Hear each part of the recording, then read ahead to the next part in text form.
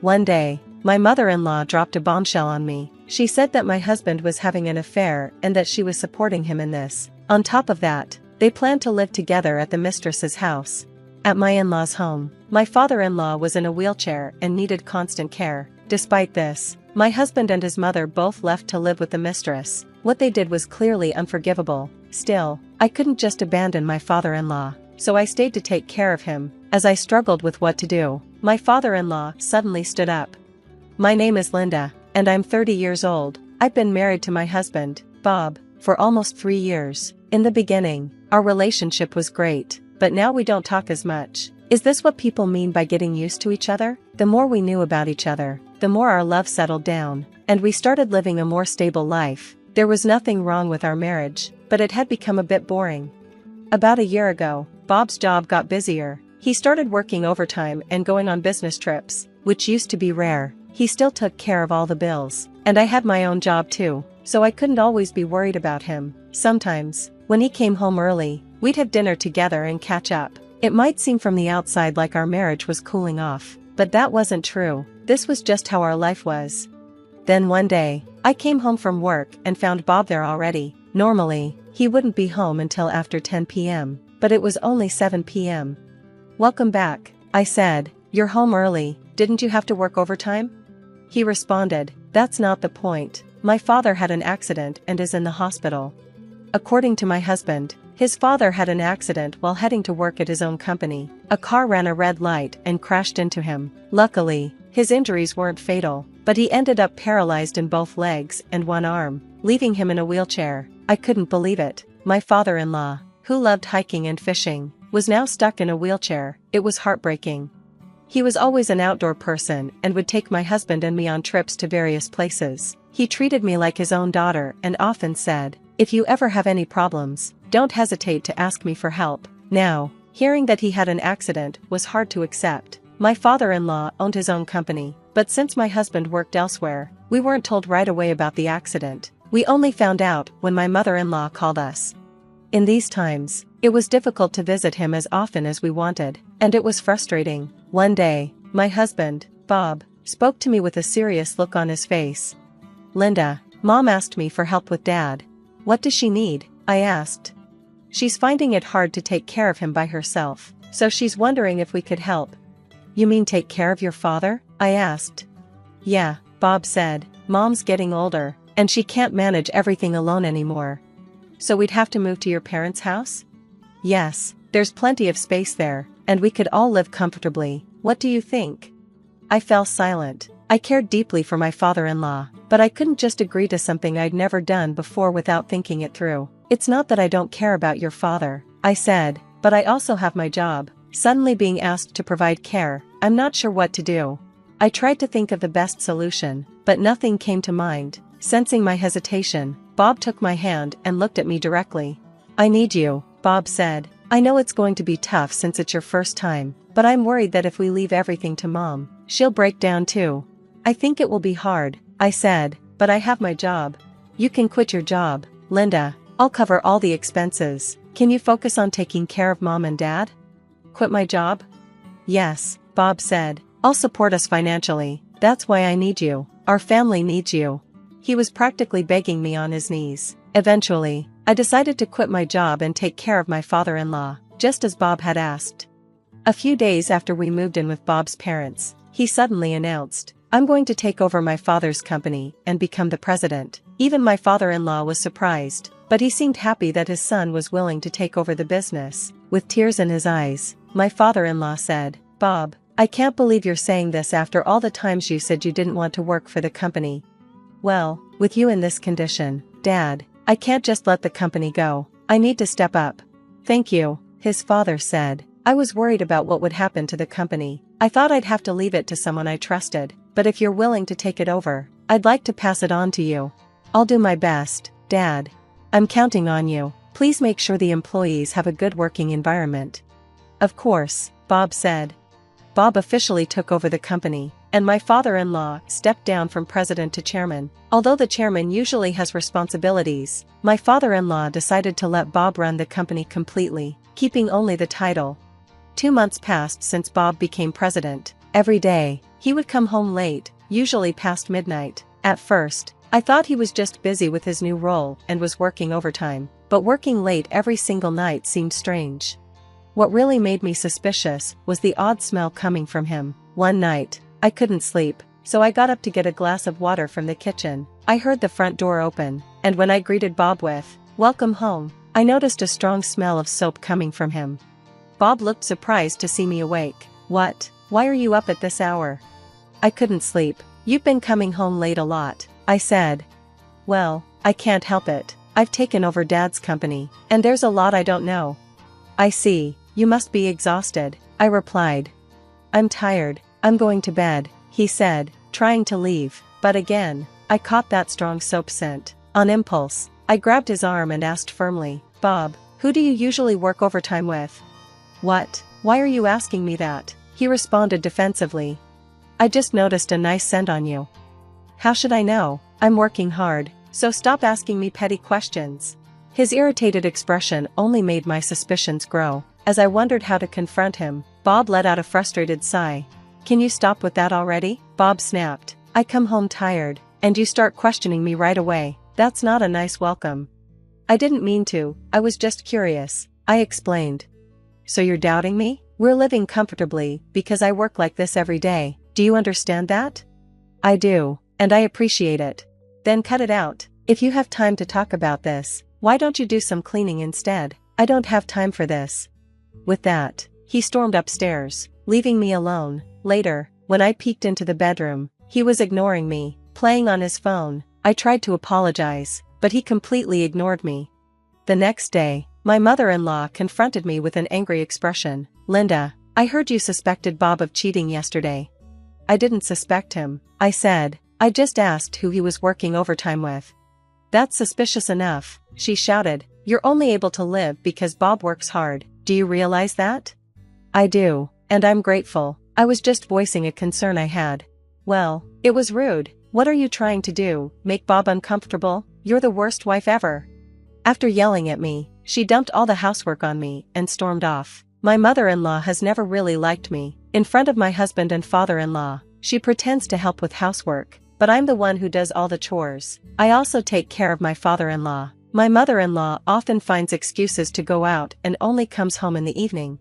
My father-in-law, who mostly stays in his room, doesn't know how often she leaves during the day. Occasionally, people from the company visit him, but other than that, he rarely leaves his room. On top of that, my mother-in-law warned me not to tell my father-in-law or Bob about anything unnecessary.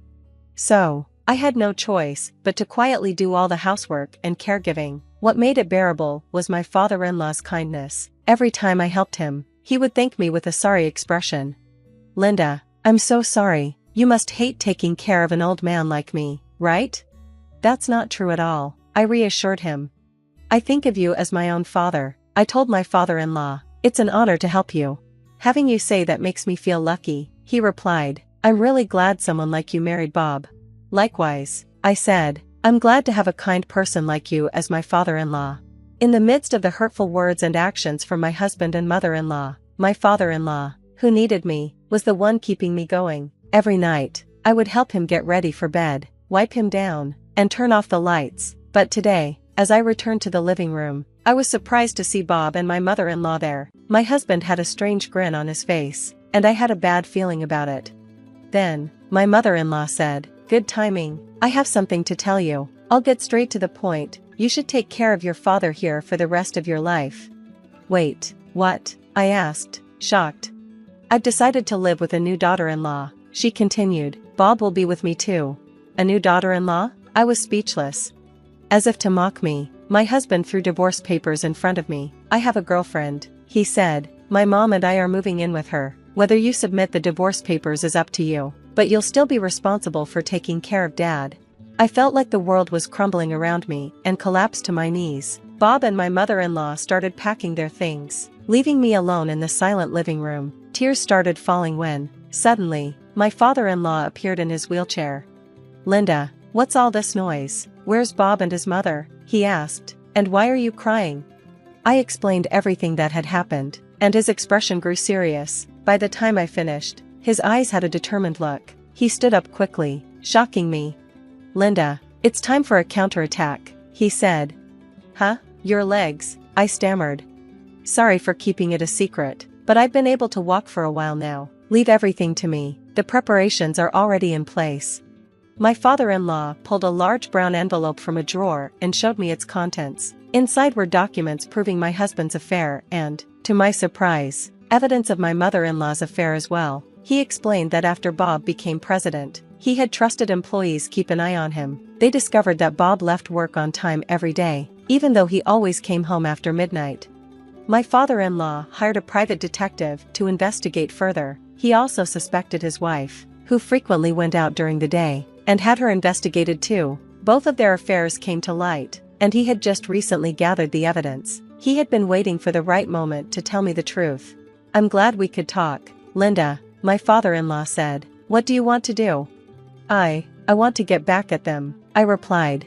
Leave the rest to me, he said, and made a call to someone from his company. Soon after, my husband was demoted from his CEO position. I filed for divorce, as my father-in-law had suggested, using the evidence of the affair, through a lawyer. I also asked for compensation from Bob and his lover.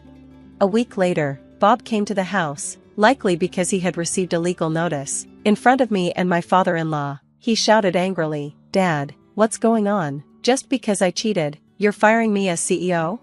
Shut up, my father-in-law responded. You didn't help with my care, and you hurt Linda. You're not fit to lead the company. But, Bob fell to his knees in tears, clinging to me. Linda, please, I don't mind if you retract the divorce. Convince Dad to let me stay. I'll break up with my lover. Please drop the compensation claim. Even then, Bob was only thinking about himself. I was completely done with him. I let out all my frustration. What are you talking about? Retract the divorce? No way. I'm thrilled to be free of a scumbag like you. The divorce is final, and everything that's happened is your fault. But I thought you were only using the divorce as a threat, Bob pleaded. I wasn't. I hope you, your mom, and your lover all go to hell. You need to stop expecting help from anyone. I threw him out the front door. From outside, I could hear him pleading. Help me, I was wrong. I won't cheat again. Please forgive me. Linda, Dad, please don't abandon me. Neither my father-in-law nor I responded to his cries. Later, Bob and my mother-in-law were sued for alimony. They broke up with the mistress and were kicked out of her home. Becoming homeless, they ended up living in a comic book cafe and working low-paying jobs. Their savings were drained, and they accumulated debt, leaving them in poverty.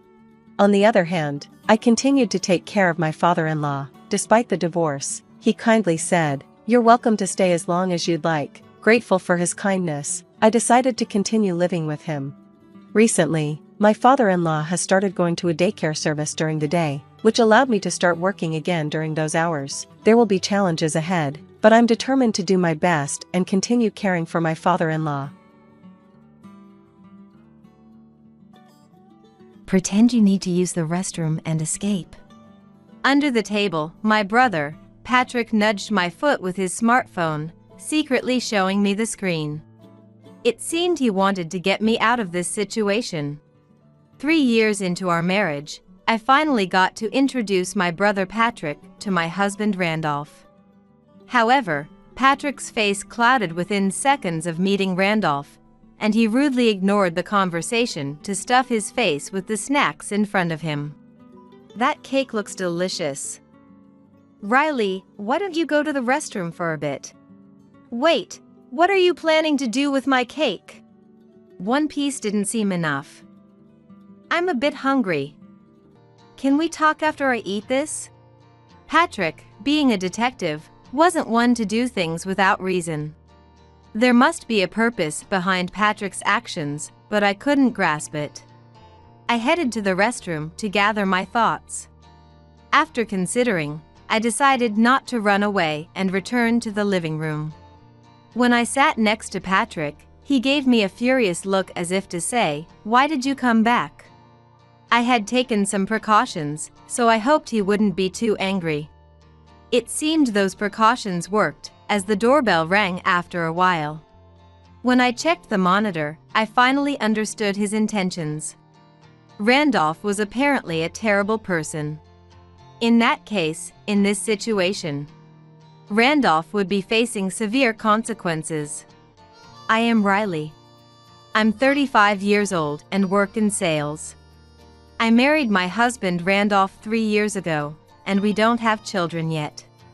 I also have a younger brother named Patrick, whom I haven't seen in a while. He didn't run away from home or have any complicated family issues. It was because of work. Patrick works as a cop on a small, sparsely populated island. Normally, cops on the island work in shifts of 2 or 3 to cover 24 hours, but he is the only cop there. That's why he can't come home often. Patrick became a cop partly because our dad was one, but also because he always had a strong sense of justice. When I was in 8th grade and Patrick was in 6th grade, we once witnessed a man shoplifting bread and drinks at a grocery store. Hey, he's putting it inside his clothes. I'm going to warn him. Wait. Didn't Dad say you should catch shoplifters only after they've left the store without paying? Otherwise, they might say they were going to pay at the register. Patrick was about to confront the shoplifter, but I grabbed his arm to stop him.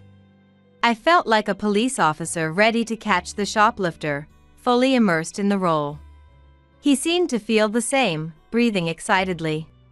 While we watched, trying not to be noticed, the man walked past the register and out of the store. Patrick and I ran after him. Excuse me. What? We caught up to him a little distance from the store, and Patrick called out to him. The man stopped and turned to look at us. It was then I realized how dangerous what we were doing could be. As we got closer, the man looked bigger than I had thought, and I began to worry, is it safe for us middle schoolers to confront a shoplifter? I felt the sense of being a police officer fall away, leaving me just a trembling middle schooler. Can you tell me the way to the nearest bus stop? Oh, I'll talk to him. Riley, you go to the restroom. Don't embarrass me in front of people. Fine, I'll go. Patrick, quick thinking as always, saved me from my trembling fear. I fought the urge to run and instead slowly made my way to the grocery store restroom, pretending that was my destination. Once inside the grocery store, I reported the situation to an employee. One male staff member went to Patrick and the others, while another listened to my story and quickly checked the surveillance camera recordings. Just as I described, the camera clearly showed the theft, with the shoplifter failing to pass items through the register. Once confirmed, I went back to Patrick with the male employee. When we arrived, the shoplifter was shouting loudly. It seemed he realized he was caught when the employee arrived, and he was making a last-ditch effort. The camera caught the moment of the theft. Could you come to the office and discuss it with us? Upon hearing about the evidence, the shoplifter, realizing he was caught, obediently followed the male employee back into the store. Afterward, the staff thanked me, but I never found out what happened to the shoplifter. On the way home, Patrick apologized to me. I'm sorry. That was dangerous. If the employee hadn't come, we might have been attacked by the shoplifter and he could have gotten away. It was my fault. Acting like a cop. It was thoughtless of me. I'm sorry. Until we got home, Patrick and I didn't speak at all. That night, our dad scolded us severely after hearing the story. In situations like that, get an adult to call the police. You never know what a criminal might do. Never do something so dangerous again. Patrick and I shrank as we listened to Dad's very reasonable lecture. I secretly think this was the event that inspired Patrick to pursue a career in law enforcement. Patrick probably wanted to be able to catch bad people himself. He not only has a strong sense of justice, but also a personality that cannot leave people in trouble alone. Wow, people live on such small islands too. If they're struggling without doctors, they might be struggling without police too. One day, Patrick was watching a documentary about a doctor who moved to a remote island to help its residents. Inspired by this program, Middle school, he set a goal to become a police officer who would protect the peace of such islands. He did indeed become a cop and now works on a remote island. Achieving his goal, he takes great pride in his work. However, he prioritizes his job too much, often neglecting his family, which is a small flaw of his. He says, "If I leave the island, I won't be able to respond if something happens," and he has stopped coming home, only contacting us occasionally. I think it's been 5 or 6 years since I last saw him. Nonetheless, my parents and I are proud of Patrick for working for the people, so we accept it. However, I really wanted him to be there for my wedding. I got married 3 years ago. We met in the most ordinary way, through a mutual acquaintance. Randolph is serious, works in sales, and is highly successful. He's already being given significant responsibilities with great expectations for his future. I also work in sales, but his achievements are far beyond mine. I wanted to boast about my wonderful husband Randolph to Patrick, but since he couldn't attend the wedding, I ended up just sending a photo. Normally, I'd be furious at him for not attending his sister's wedding, but Patrick had unavoidable circumstances at that time. Apparently, the day before the wedding, there was a report that a drunken assault suspect had fled to the island where he was stationed. Under such circumstances, he couldn't possibly leave the island. The suspect was later caught, and he called to apologize. "Riley, I'm sorry. I intended to come, but I just couldn't leave the island." "It's okay. You never come back, but someday you will, right? I'll introduce you to Randolph then. Or maybe we should come to the island." "Oh, come on, don't do that. I don't want to disrupt your newlywed life, and if I bring Randolph to a place like this, Riley might get mad at me for taking him to such a remote place. He's not that kind of person." In the end, the suggestion to visit was declined, and Patrick meeting Randolph was postponed to someday. I decided to enjoy my newlywed life, taking his words to heart. However, my married life gradually turned out to be different from what I had imagined. When I started living with Randolph after getting married, I expected a sweet newlywed life. But Randolph prioritized work, and our newlywed life turned out to be different from what I had envisioned. "So, I'm going to bed first." "Okay, good night." Leaving Randolph in the living room reading a book, I headed to the bedroom alone. Randolph would come home from work, have dinner, take a shower, and then work on his materials or read business books until late at night. At this time, there was an overwhelming aura of "don't talk to me." It was as if there was an invisible wall around Randolph. On weekends, he would go out for dinner with clients in the evening or play futsal or golf early in the morning. On days when he went fishing, he would leave early in the morning and come back late at night. Meeting outside of work helps build trust quickly. As a salesperson, you should be aware of that. The key, he said, was not to talk about work. I understood that his success at work was built on hard work. He would work or study tirelessly, even on weekends. During Thanksgiving or Christmas, he would be delighted to secure uninterrupted time to study. As a result, although I wanted to visit our families with Randolph occasionally, it never happened. It's good to work hard. I heard some wives complain about their husbands not working at all. Compared to their problems, my complaint about Randolph being too dedicated to his work might be a luxury. But since we were newlyweds, I wanted him to spend a little more time with me. Having gotten married, I wanted to have children, but Randolph said, "If we have a child now, it will affect my work," and continued to avoid it. When I brought up the topic of children, it made me seem desperate, as if I was craving them. Moreover, Randolph, always tired from work, would handle things in a rather perfunctory manner. Are we really a married couple? I began to question while looking at the ring on my left hand. He seemed to be the type not to feed the fish he caught. Before marriage, I thought he was kind, but my impression of Randolph changed significantly after getting married. Since the newlywed period is unique to this time, my dissatisfaction with his gradually grew. However, since Randolph was just working hard, I didn't want to be that annoying woman who says, "What's more important, your work or me?" So, I tried subtly to see if Randolph truly cared about me. There was a molestation incident around here. Should I be more careful when coming home?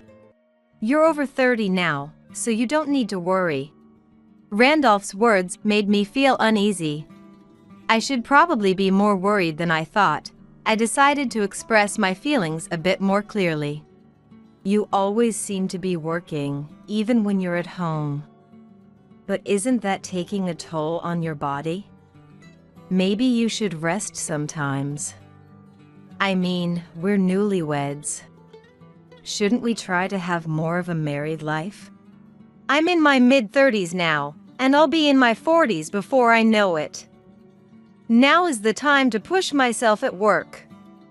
I have to become the sales manager. I don't want to just be a cog in the sales department. I want to be the one running the whole show, making the entire team excel. It's frustrating when people think anyone can do sales. Sure, engineers, lawyers, doctors, they do jobs that not everyone can do, but that doesn't mean sales should be looked down upon. Randolph, who usually stays quiet at home, absorbed in making reports or reading books, was unusually talkative. Our work challenges were on different levels. While I struggled with monthly sales targets, Randolph had grander ambitions. I found myself unable to say anything to him. I began to think, maybe supporting Randolph is the right thing to do. So, I started to make sure not to disturb him while he studied at home. I would wake up at 4 a.m. to prepare breakfast and get Randolph ready when he had early morning fishing or golf outings. A year into our marriage, after dedicating myself to supporting Randolph's work. Hey, isn't dinner ready yet? I expect it to be ready when I get home. I'm sorry. I got home a little late because of work. You don't have a demanding job. If you're late, it's because you're not competent enough. You need to work harder. It's not that. It's just a busy season. People who can't handle their job always blame others. If you can't do housework because of your job, then quit. We don't have kids yet, so we can live on my salary. Randolph had turned into a domineering husband. He would get angry if dinner wasn't ready when he got home. He would get upset if I took a shower or went to bed before he got home late. No matter how early he needed to get up for fishing or golf, if I didn't wake up first and prepare breakfast, he would get mad. And he belittled me, saying I was bad at my job, despite never seeing my work directly or being my boss. Sure, compared to him, who was hardworking and talented, I might seem less competent. But I was doing my best and considered myself average. If you want to talk back, prove yourself with results at work. These words made me feel inferior to Randolph, and I couldn't respond. If people saw my pathetic state, they would say, "This is moral harassment. You should stand up for yourself, or I couldn't endure this. I'd get a divorce." But he wasn't always cruel. He could be kind at times. Welcome home. You're back early today. Yeah. Today's fishing trip wasn't too far. Look, I caught a bass. Dinner isn't ready yet, right? I'll handle it. You take a break for a change. Randolph opened the fridge to see what he could cook besides fish. Tonight, I could relax on the sofa and wait for dinner to be ready.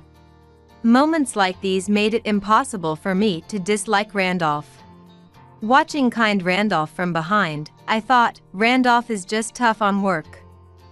He's working hard, and it's wrong of me to complain. Another year passed just like that, and our second year of marriage came to an end.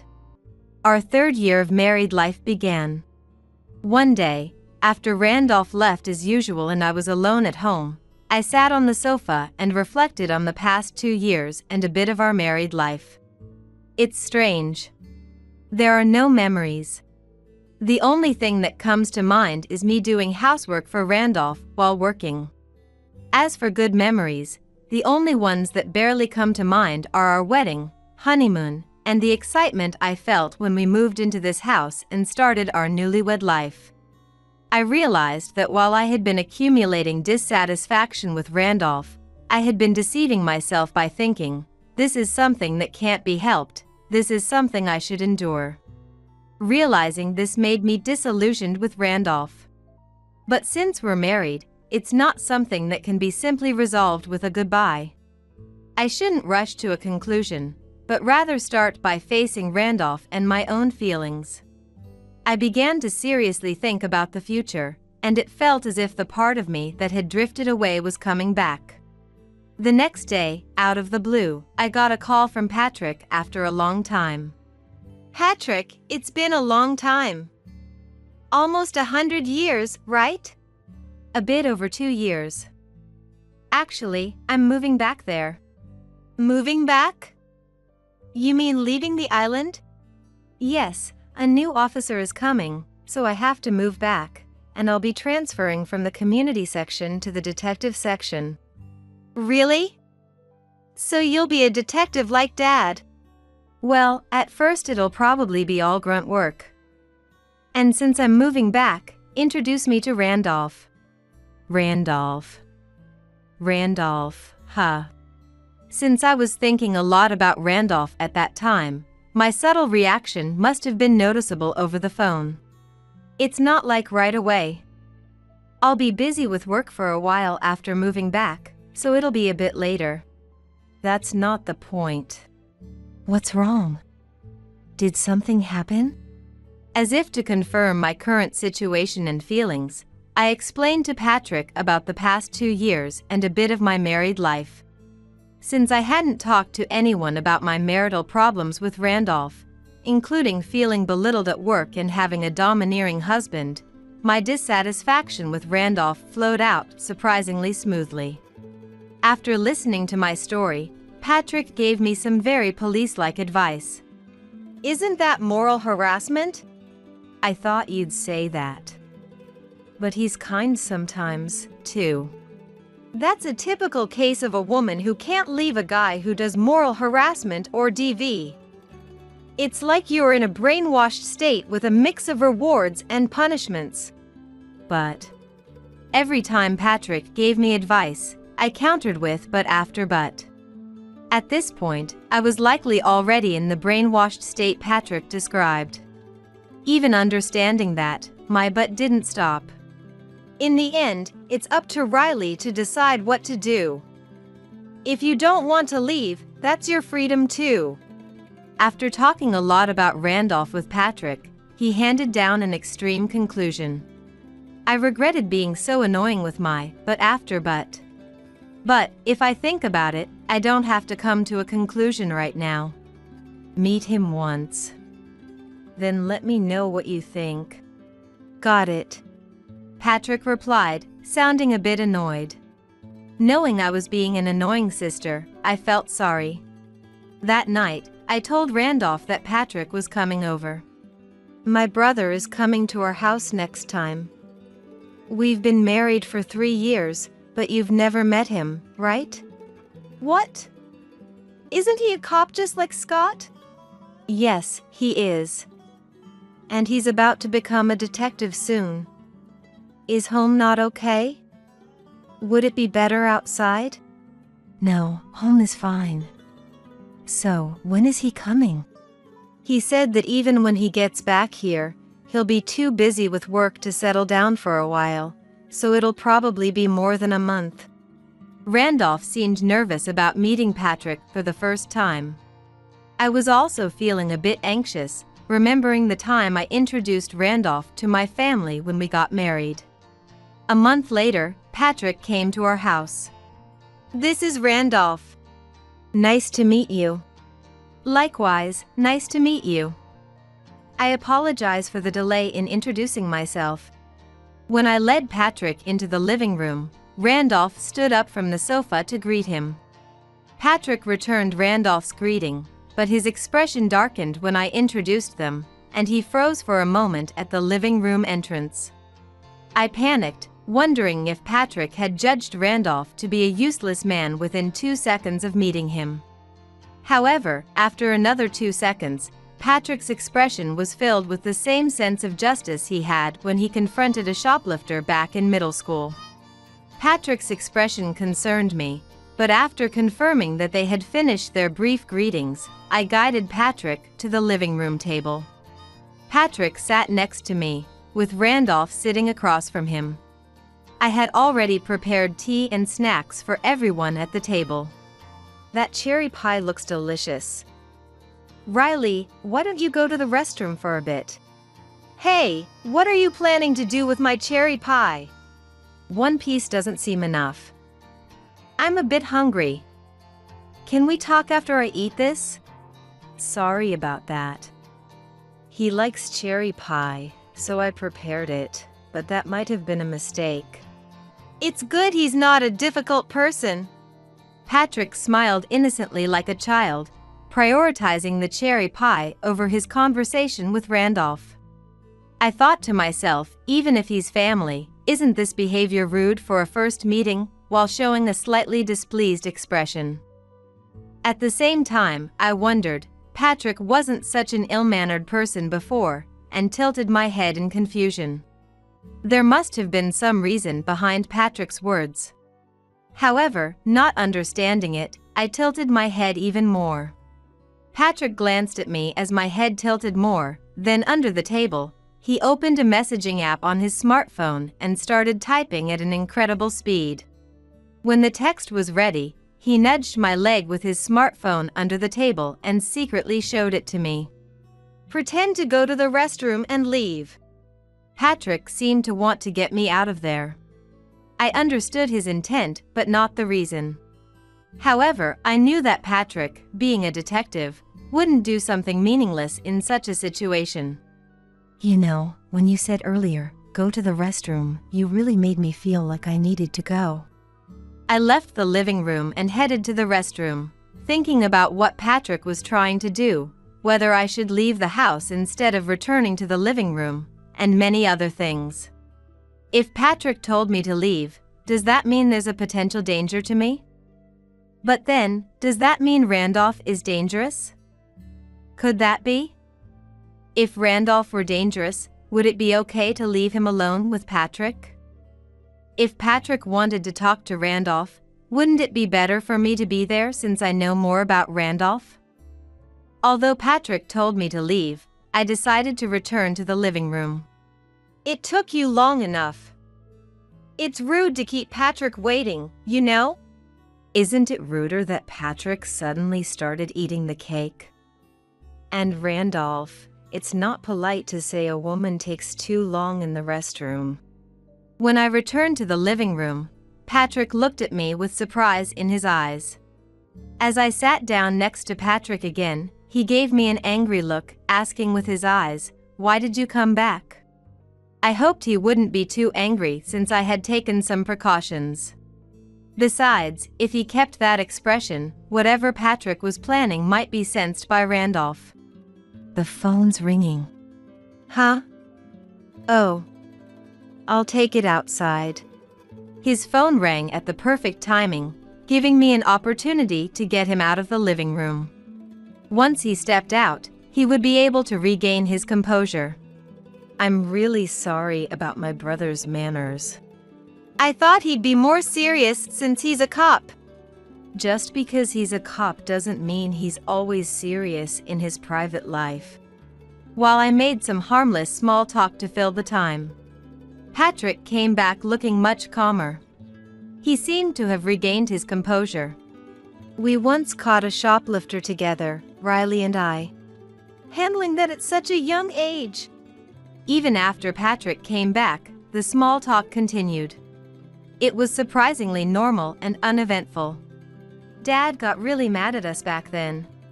Since Patrick kept the conversation going, I joined in. But I was worried, unsure if this was the right move since I didn't understand Patrick's intentions. Minutes passed with nothing happening. As my anxiety grew, the doorbell suddenly rang.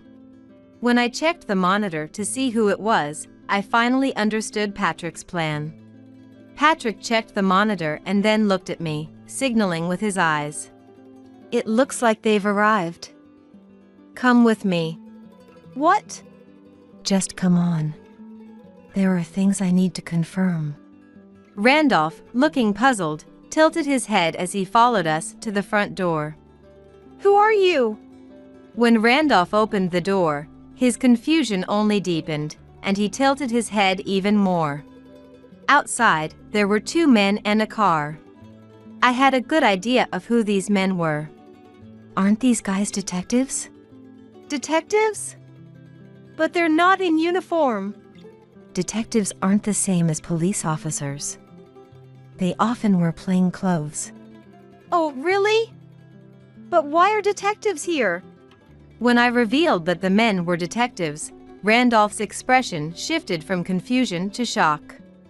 I could see beads of sweat forming on his forehead.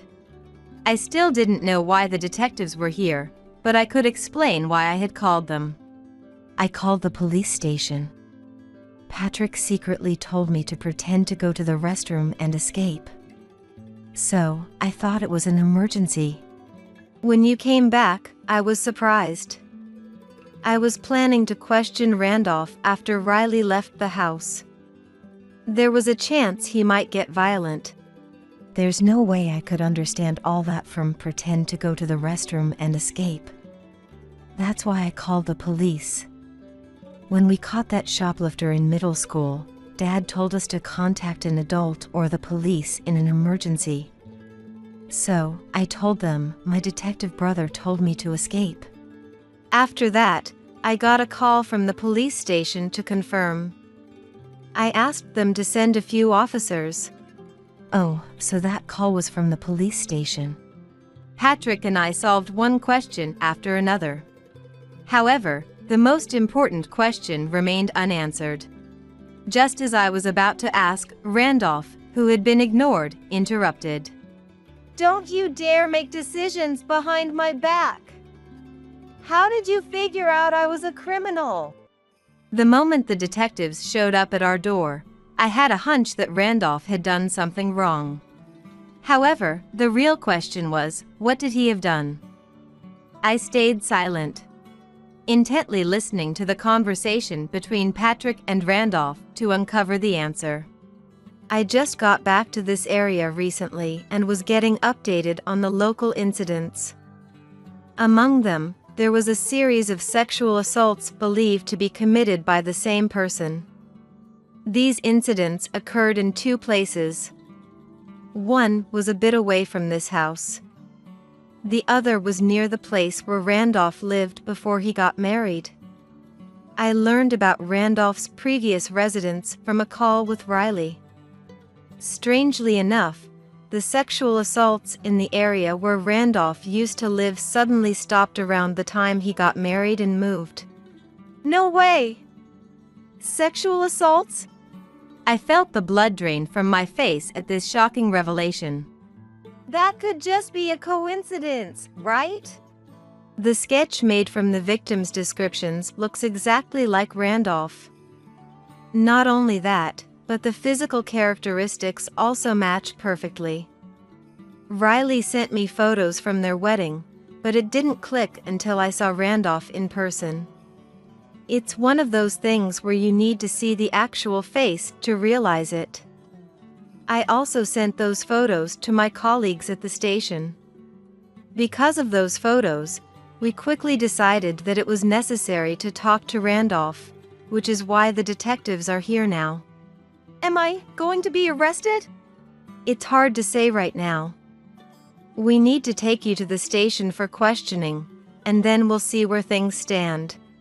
With 3 detectives standing right there, Randolph must have realized that resisting was pointless. He quietly went with the officers to the police station. "I'm sorry this happened so suddenly. As a detective, I couldn't overlook this." I understand, Patrick. Both you and Dad are detectives, so I know how things work. Even though it's a shock that Randolph committed these crimes, you separated me from someone who was hiding such awful things. Ideally, a wife should believe in her husband's innocence. However, with them both being police officers, I knew what it meant when the police took someone away. So, that's what it is. There are still many things I don't understand, but we'll figure out the details as we go along. I took Patrick inside and had him explain what would happen next. The next day, I received a call informing me that Randolph had been arrested. Randolph had been going out for dinners and early morning fishing or golf trips to build relationships with clients. While he did go out with clients sometimes, it seems he was also lying to me and committing sexual crimes. He would hide behind cars and jump out naked in front of women walking late at night, or touch high school girls' chests as he passed by them. There were other things I can't even speak about, and it seems he even committed burglary. There were over 30 known victims. He was a habitual offender, and it's believed there are still more undiscovered crimes. I never imagined that the culprit of the molestation incidents in our neighborhood was my husband. The fact that he treated our intimate moments like a chore now made sense. He was fulfilling his desires through these crimes. I also understood why he avoided visiting my family and acted strange when Patrick said he was coming over. However, it was also true that Randolph worked seriously and achieved results at his job. Additionally, though it's embarrassing to say, he had me as his wife even without committing those crimes. I asked Patrick why Randolph continued to commit sexual crimes. Sex crimes aren't always about sexual desire. Many people commit them to satisfy a need for control.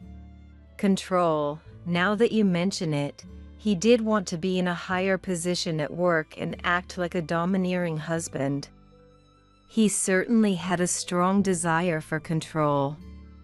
But how does that connect to sexual crimes? By causing pain to their victims, they feel like they're controlling them. Also, since they don't physically injure or steal from the victims, some don't feel guilty, making it easier for them to become repeat offenders. They're seriously hurting the victims. Yeah, that's how we see it. But some people don't think that way. They might think, at least it's not physical violence. Plus, they understand it's a crime, so they get a thrill from thinking they're clever for not getting caught. So, it's more about experiencing a thrill than satisfying sexual desire. I've heard that shoplifters often steal not for the items, but for the thrill. The psychology of criminals is quite complicated. That thrill is problematic because it can become addictive, increasing the frequency of their crimes. But I can't believe he would do such things. That's exactly it. People with a desire for control often have high abilities or leadership roles that allow them to control others to some extent. They can be seen as capable and serious by those around them. So, when they're caught, it's common for people to say, "I can't believe someone like them would do such a thing." Listening to him, I realized my reaction was just as expected. After his arrest, Randolph apparently reached settlements with the victims. By settling and showing remorse, he hoped for a lighter sentence.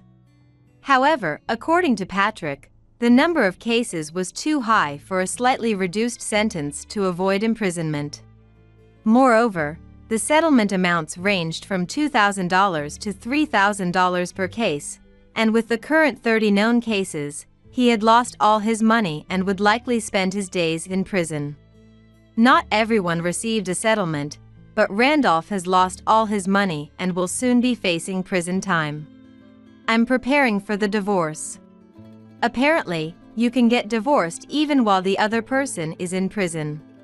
Through this marriage, I realized that I don't have good judgment when it comes to men. Therefore, from now on, I will focus more on my work rather than on relationships or marriage. Looking at your face makes me sick. I can't stand living with a monster anymore. You're getting off here. From inside the car, my mom's gaze bore down on me, icy cold. At 12, I was told by my parents we were moving, and they put me in the car. Then, about 30 minutes into the drive, I was dropped off alone on the side of the road. Why? Aren't we all moving together? Mom then looked at me like I was trash she couldn't stand, with utter disgust. Don't be stupid. I can't stand the thought of you in the same house. You're useless. Ugly. This is where we part ways. Goodbye. Mom slammed the car door shut. Dad, sitting in the driver's seat, just looked down at me, expressionless, saying nothing. This is terrible. Why? Dad. Mom. I collapsed to my knees on the side of the road, sobbing. Literally abandoned by my parents, I was overwhelmed by sadness and fear. As if a blizzard had stirred within my heart. My face bears a large burn scar. Since childhood, my parents would repeatedly scorn its ugliness. Never allowing me treatment, despising me as a monster, constantly complaining about my behavior for it. Yet, they were my only parents. They were the only ones I could rely on to live. And yet, they abandoned me, their daughter. Don't go. Dad. Mom. The car carrying my parents drove off mercilessly. No matter how much I cried out, my voice couldn't reach them anymore. On a road busy with cars, no one stopped for my cries of agony. Alone, amidst the sound of indifferent engines and concrete scenery, I felt utterly isolated. Am I a monster? Aren't monsters part of the family too? I continued to cry, trembling, hands on the ground. All that spread before me was dark despair. What kind of scars does being called a monster and denied dignity leave on a 12-year-old girl? Please, someone help me. Stunned, I curled up on the side of the wide road. And the next name that came out wasn't my parents'. I'm not a monster. Help me, Grandma. My name is Sophia. I'm now 37, with 2 children.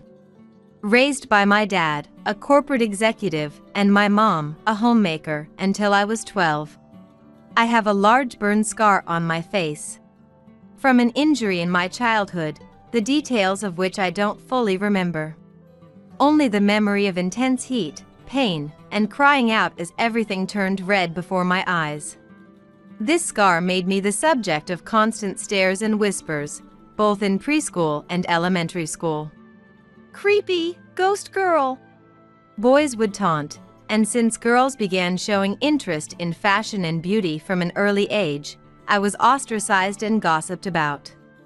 Naturally, I had no friends, spending recesses alone, reading or studying. My parents explained this scar was due to my carelessness, falling in front of a stove. You've always been so careless. It's embarrassing for a girl to have such a monstrous face like yours.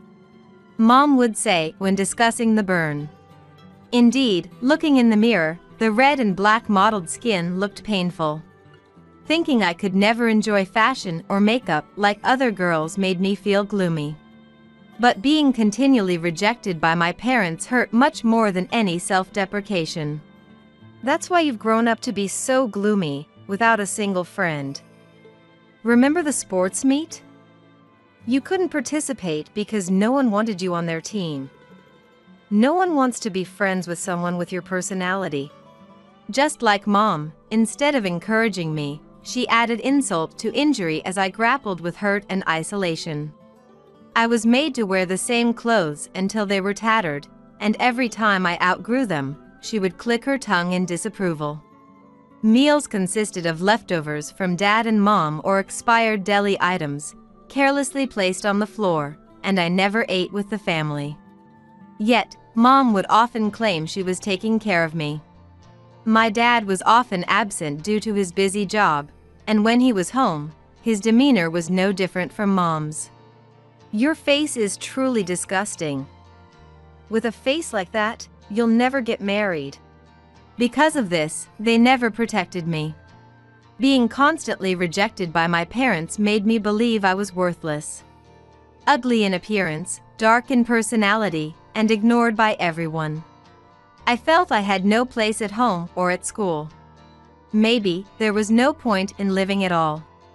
Broken-hearted, I shut myself in my room and immersed myself deeper into my books.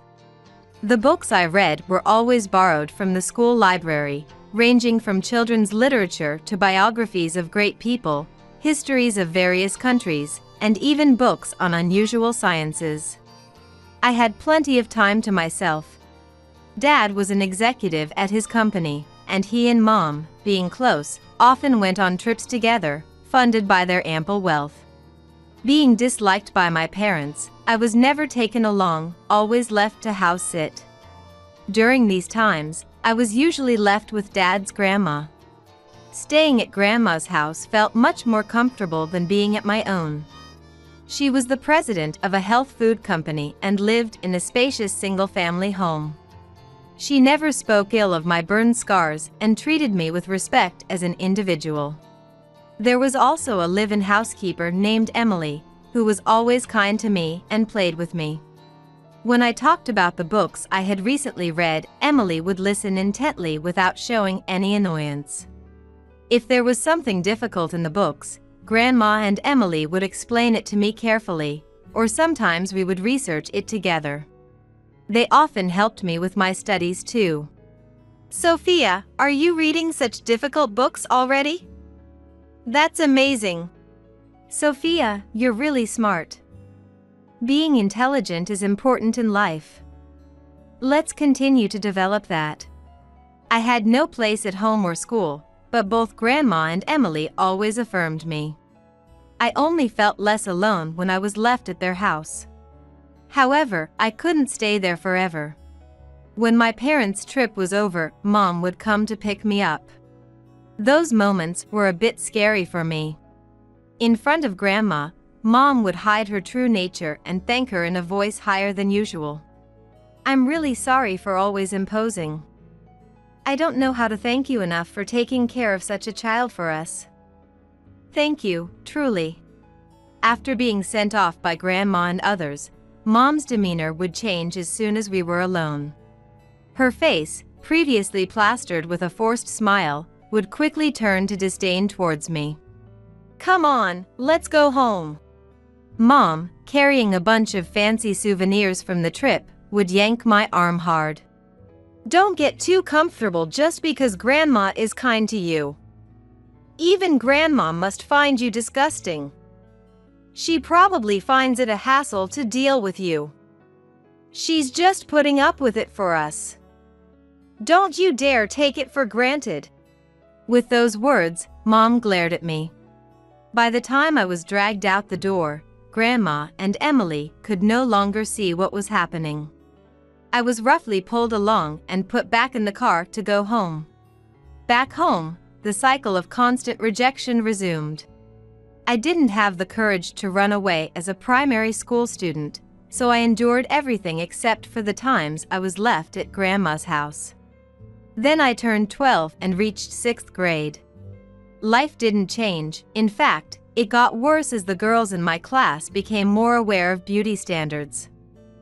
With my burn scars, I was even more ostracized and isolated than before.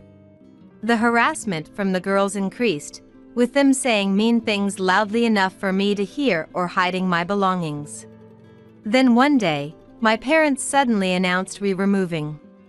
And it seemed the move was scheduled quite soon, as they immediately instructed me to start packing. I had few belongings, my clothes were minimal, and I read books borrowed from the school library, so my packed items barely filled one cardboard box. And then came the day of departure. A few days ago, snow had fallen, cooling down the entire town. I was in the car, heading to our new home with my parents. At that point, I hadn't been told where we were moving to. With various anxieties in my heart, I was swayed by the car. Then, about 10 minutes down the road, the car suddenly stopped, and the door opened. "You're getting off here," said my mom with an icy tone, sitting next to me. "Wait, just me?" I asked, taken aback. Sighing heavily, she then looked at me with disdain, as if I were mere trash. Among the parents of my classmates, my mom was known for her beauty and elegance. Despite the day's moving chaos, she was dressed in a floral dress, her makeup impeccable, and her long hair styled meticulously. The transformation of her lips, adorned in red lipstick, into a sneer of disgust was oddly terrifying to me as a child. "How do you not understand? You're the only one getting out here. We're not taking you with us to the new place. You're kidding me," I whispered in despair. Ignoring my protests, my mom pushed forcefully on my back, urging me out of the car. "I can't stand living with a monster like you anymore. You're useless and ugly. This is where we say goodbye, then?" Her gaze from inside the car was as cold as ice. She then unilaterally slammed the car door shut. Sitting in the driver's seat, my dad looked down on me with a blank expression, silent. "How could you do this? Please don't go. Dad. Mom." I sobbed, collapsing to my knees on the road. Literally abandoned by my parents, the world in front of me turned pitch black, filled with sorrow and fear. The winter road felt cold, adding to the anxiety in my heart.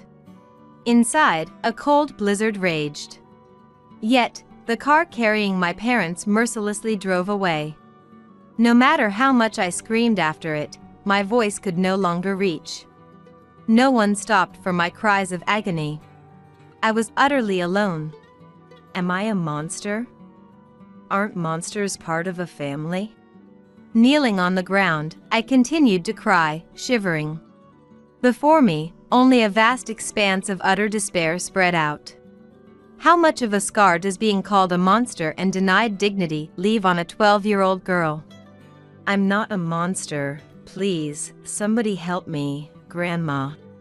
The name that came out was no longer that of my parents. Slowly standing up, my vision blurred by tears, I turned around. There stood the grand gate to my grandmother's house. That's right, my parents had abandoned me at my grandmother's doorstep. The moment I resolved to seek her help, the gate opened with a creak. "Thought I heard a car and a girl's voice. Sophia, what in the world happened?" Seeing my tear-streaked face, Grandma exclaimed in surprise. Tears fell from my eyes once again at the sight of her. These weren't tears of shock or despair. Seeing Grandma's face allowed me to cry in relief. Her wise and kind face melted the ice that had formed around my heart. I ran to Grandma and hugged her tightly. Grandma, I've been abandoned by Dad and Mom. They said they couldn't stand living with a monster anymore. That monsters aren't part of the family. I don't know what to do. I continued to cry in Grandma's arms. As I calmed down, still embracing me, Grandma said in a gentle voice, "What a thing to happen. You've had it tough, haven't you? It must have been lonely and scary, but you're safe now. It's good that they dropped you off here. I'll take care of you with all my love." I nodded, crying.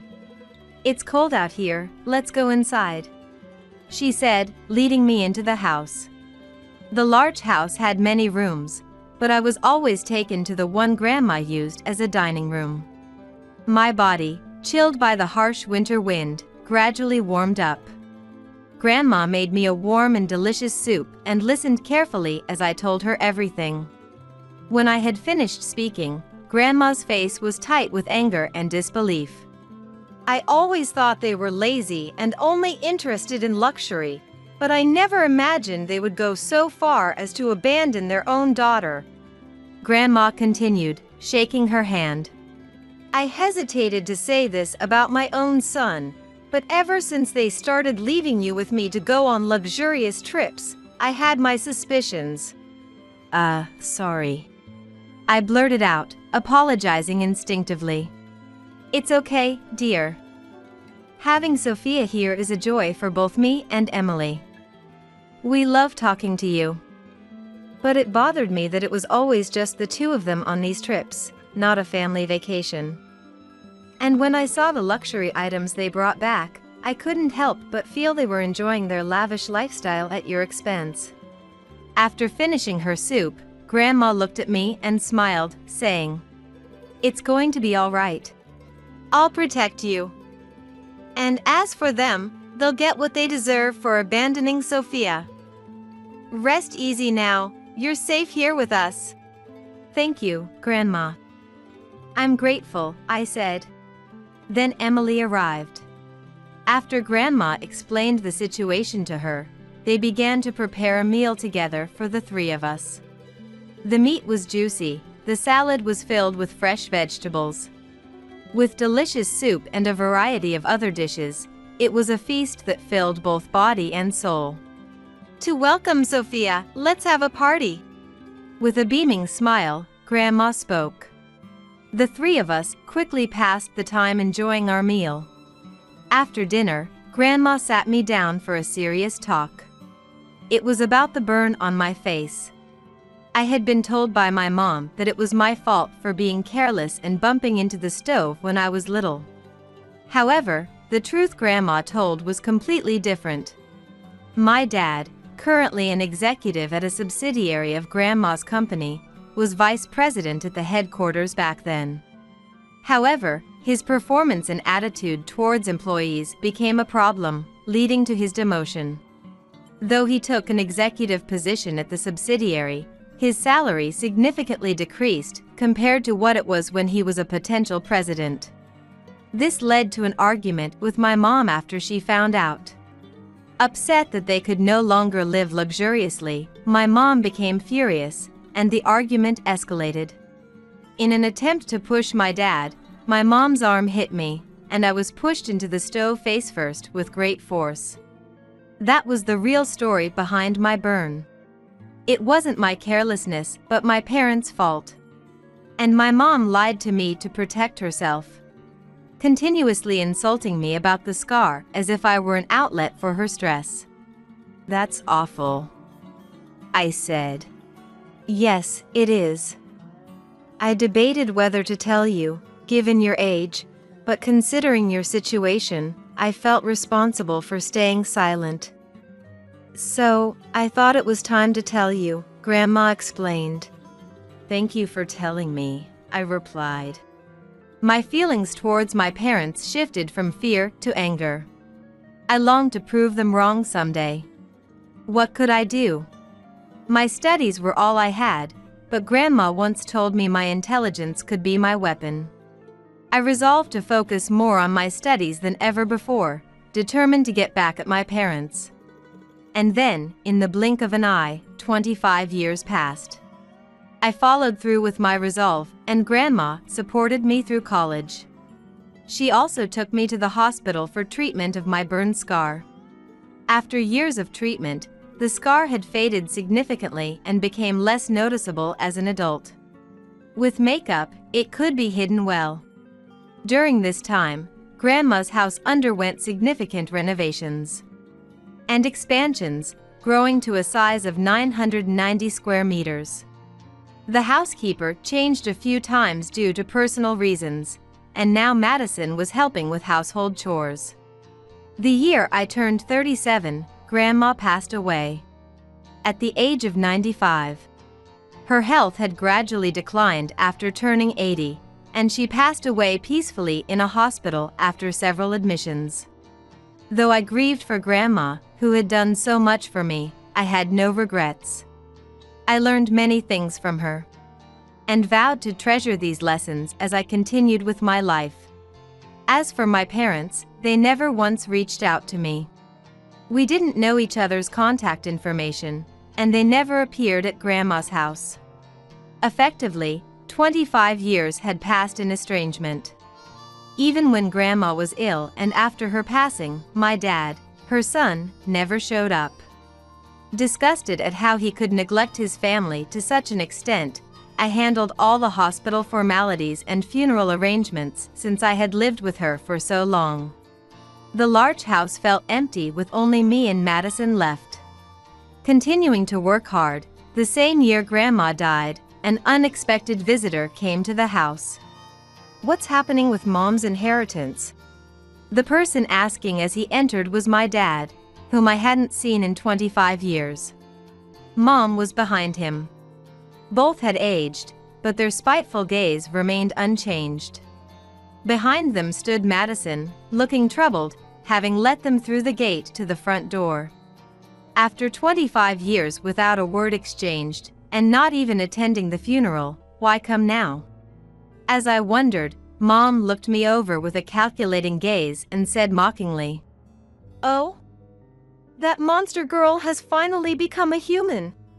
She must have been referring to my face. Hearing that, anger boiled inside me. I knew whose fault it was for my appearance. Mom had no right to mock my face. As I glared at them, Dad, seemingly impatient, began pacing and surveying the house as if appraising it. "Ah, remodeled, I see. Turned into a fine house. This means there's hope for the inheritance." With those words, I understood their motive.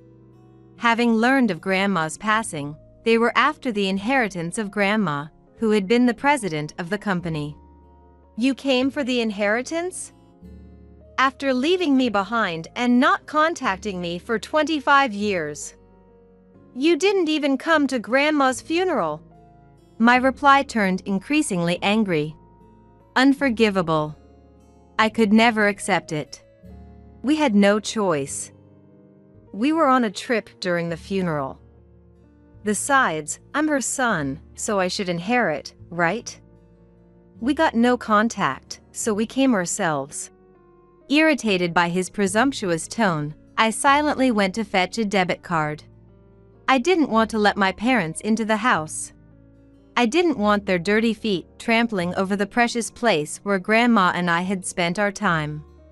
Returning to the entrance, I handed them the debit card as demanded. Their greedy smiles at the sight of a large sum of cash were truly revolting. But that expression lasted only a moment, as their faces turned pale upon seeing the debit card and its balance. "What? This is all there is? You're lying, right?" Dad raised his voice, expressing his displeasure. "It's not a lie. This is all of Grandma's savings." "You know Mom was the president of the company. It's impossible for someone like her to have only this much saved. There must be another bank account hidden. Hurry up and hand it over." Dad stormed into the house, ignoring my attempts to stop him. He quickly found the cabinet where valuables were stored and began searching through drawers for other debit cards. "There's nothing. No other debit cards anywhere. I told you there's none. If you understand, then stop rummaging through the house." Grandma had consolidated her bank accounts into one, so there really were no hidden accounts. No matter how much they searched, they wouldn't find anything else. Dad clicked his tongue loudly, and Mom hysterically raised her voice. "What's the point then? We came all this way because they say you have to claim your inheritance within a year." "That's right. Even if there's no cash, we have this house. It's huge, so this house is ours now, right?" Dad looked at me with a smug grin, as if he had come up with a brilliant idea. "Sorry, but that's not possible.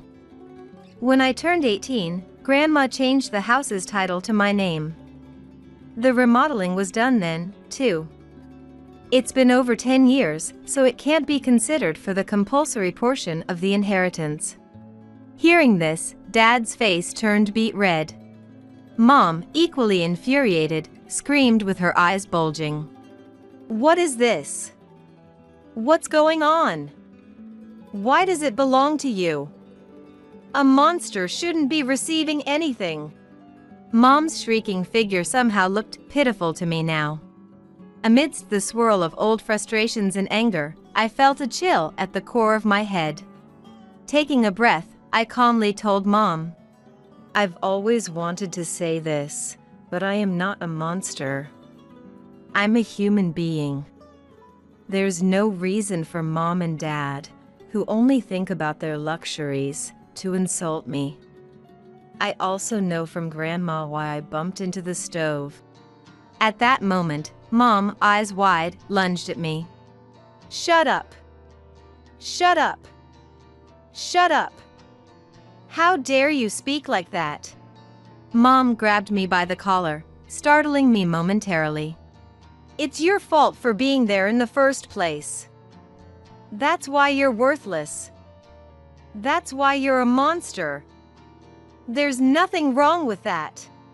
She hurled every insult she could think of at me, shaking my collar repeatedly. After a struggle, with Madison's help, I managed to break free from her grasp. From a distance, Dad's voice could be heard. But there must be other assets, right? Like jewelry, valuable dishes, and such. Saying this, Dad began rummaging through another cabinet. Mom glanced at me menacingly for a moment before following Dad. Then, they ravaged Grandma's meticulously kept rooms out of greed.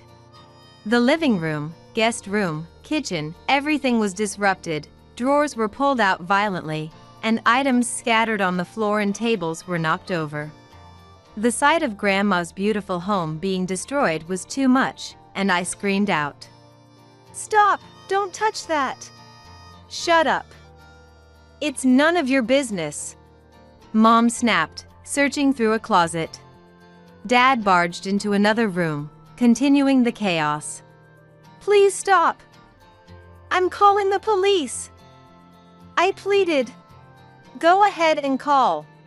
Dad taunted, so I, without hesitation, called the police with Madison's help. Given my known profession, the responding officers arrived quickly upon hearing of the intrusion. 2 sturdy policemen soon subdued Dad and Mom. Stop! I'm the son of this house. We just asked our daughter to let us in for a bit. They tried to excuse themselves while attempting to escape, but they were no match for the strong officers and were dragged outside. After the storm passed, I collapsed in the hallway. Madison apologized for letting them in, but I reassured her it wasn't her fault. After catching my breath, I began cleaning up the mess they made. When I turned 18, Grandma, hoping for my future, transferred the house and all her assets to me as a living gift. Noticing my intellect, she saw potential for me to take over the company as an entrepreneur. Already advanced in age, Grandma thought about having me take over the company in the future.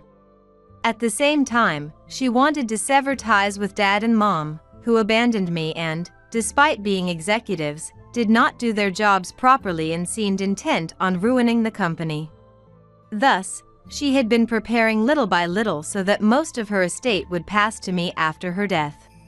Grandma taught me not only school subjects but also about arts, world cultures, knowledge of economics, the demeanor of a professional, and how to behave as a business owner. To me, this knowledge was more valuable than any house or money. She always taught me this. Money is very important, but people are even more so. Money is necessary for the world and the company. But the people who work for the company and the customers are even more important. Those who don't value people will never find happiness. Grandma repeated these teachings, and they were firmly engraved in my heart. And as promised, I took over her company. Now, I am the president of the company. Afterward, Dad and Mom contacted the house several times, inquiring about life insurance or the cash they thought should have been passed on to me, but their wishes were never fulfilled. Most of Grandma's estate had been used up for my tuition and the house renovations, and she had also made me the beneficiary of her life insurance. Thanks to the excellent lawyer and accountant she had introduced to me, who had served her for many years, Dad and Mom were always out-argued and had to back down. A few months later, it was decided that the subsidiary where Dad worked as an executive would be absorbed by the headquarters.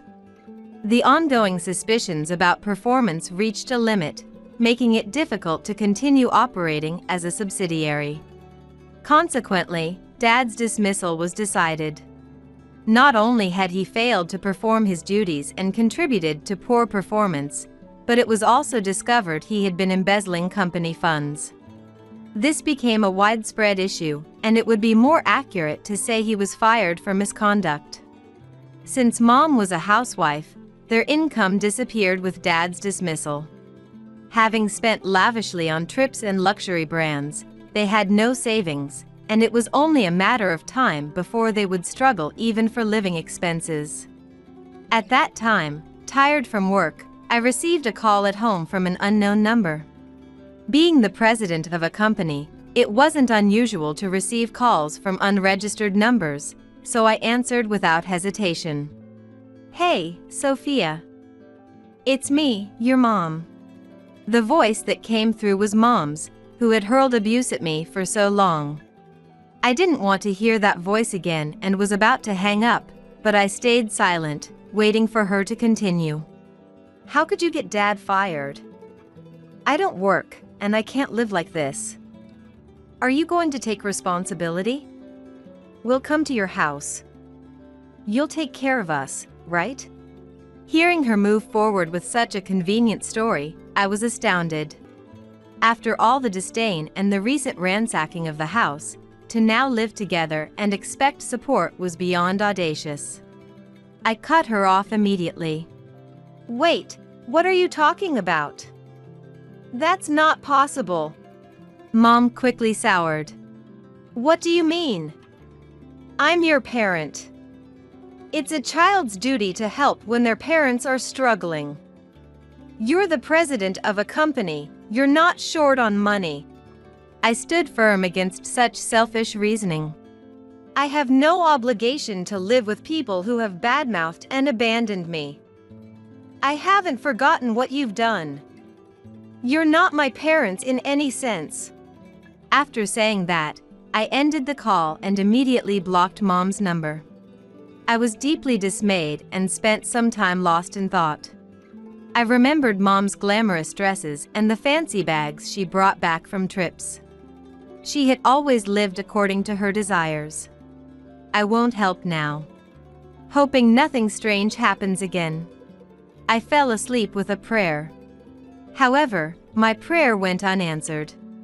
A few days later, my parents showed up at the house again. Unfortunately, it was Madison's day off, so there was no one to send them away. Since I responded to the doorbell, pretending not to be home wasn't an option. I had no choice but to go out. "How cruel of you to refuse to live with us," Mom said, distorting her face and spewing venom as soon as she saw me. Next to her, Dad, glaring at me, said roughly, "If we can't live here, then give us money. As a CEO who fired me, you must be earning well. Just give us $10,000 a month, starting with $10,000 right now." I felt dizzy from their audacity. I erased all expressions from my face and shook my head quietly. "I've said this before, but I have no obligation to give you anything. I don't even consider you as my parents, so please leave." As I tried to close the gate, Dad forcefully held it open. "Don't be stupid. We're telling you we can't live without money. $10,000 is just pocket change for you, right? I don't have such pocket change. Every amount of money must be valued. That's what Grandma taught me." Unlike my parents, who would spend as much as they earned, she taught me the value of money. Giving them money would not lead to prudent living on their part. Then, Mom started making a scene. What's the point of bringing up someone who's already dead? Just give us the money. We won't move from here until you do. With that, they crossed their arms and sat down right there. Having them squat there was a nuisance not only to me but to the neighbors as well. I quickly took out my mobile phone from my pocket and called the police. Just like before, the officers arrived quickly and detained my parents. This time, I asked for a restraining order against them. They were still ranting as they were taken away by the police, but now, it was truly none of my concern. I just wished they would find work and live on their own. They had to sell off most of their accumulated luxury goods and cars, living in a cheap, old apartment with the money from those sales. It seems both of them had accumulated debts from their spending habits.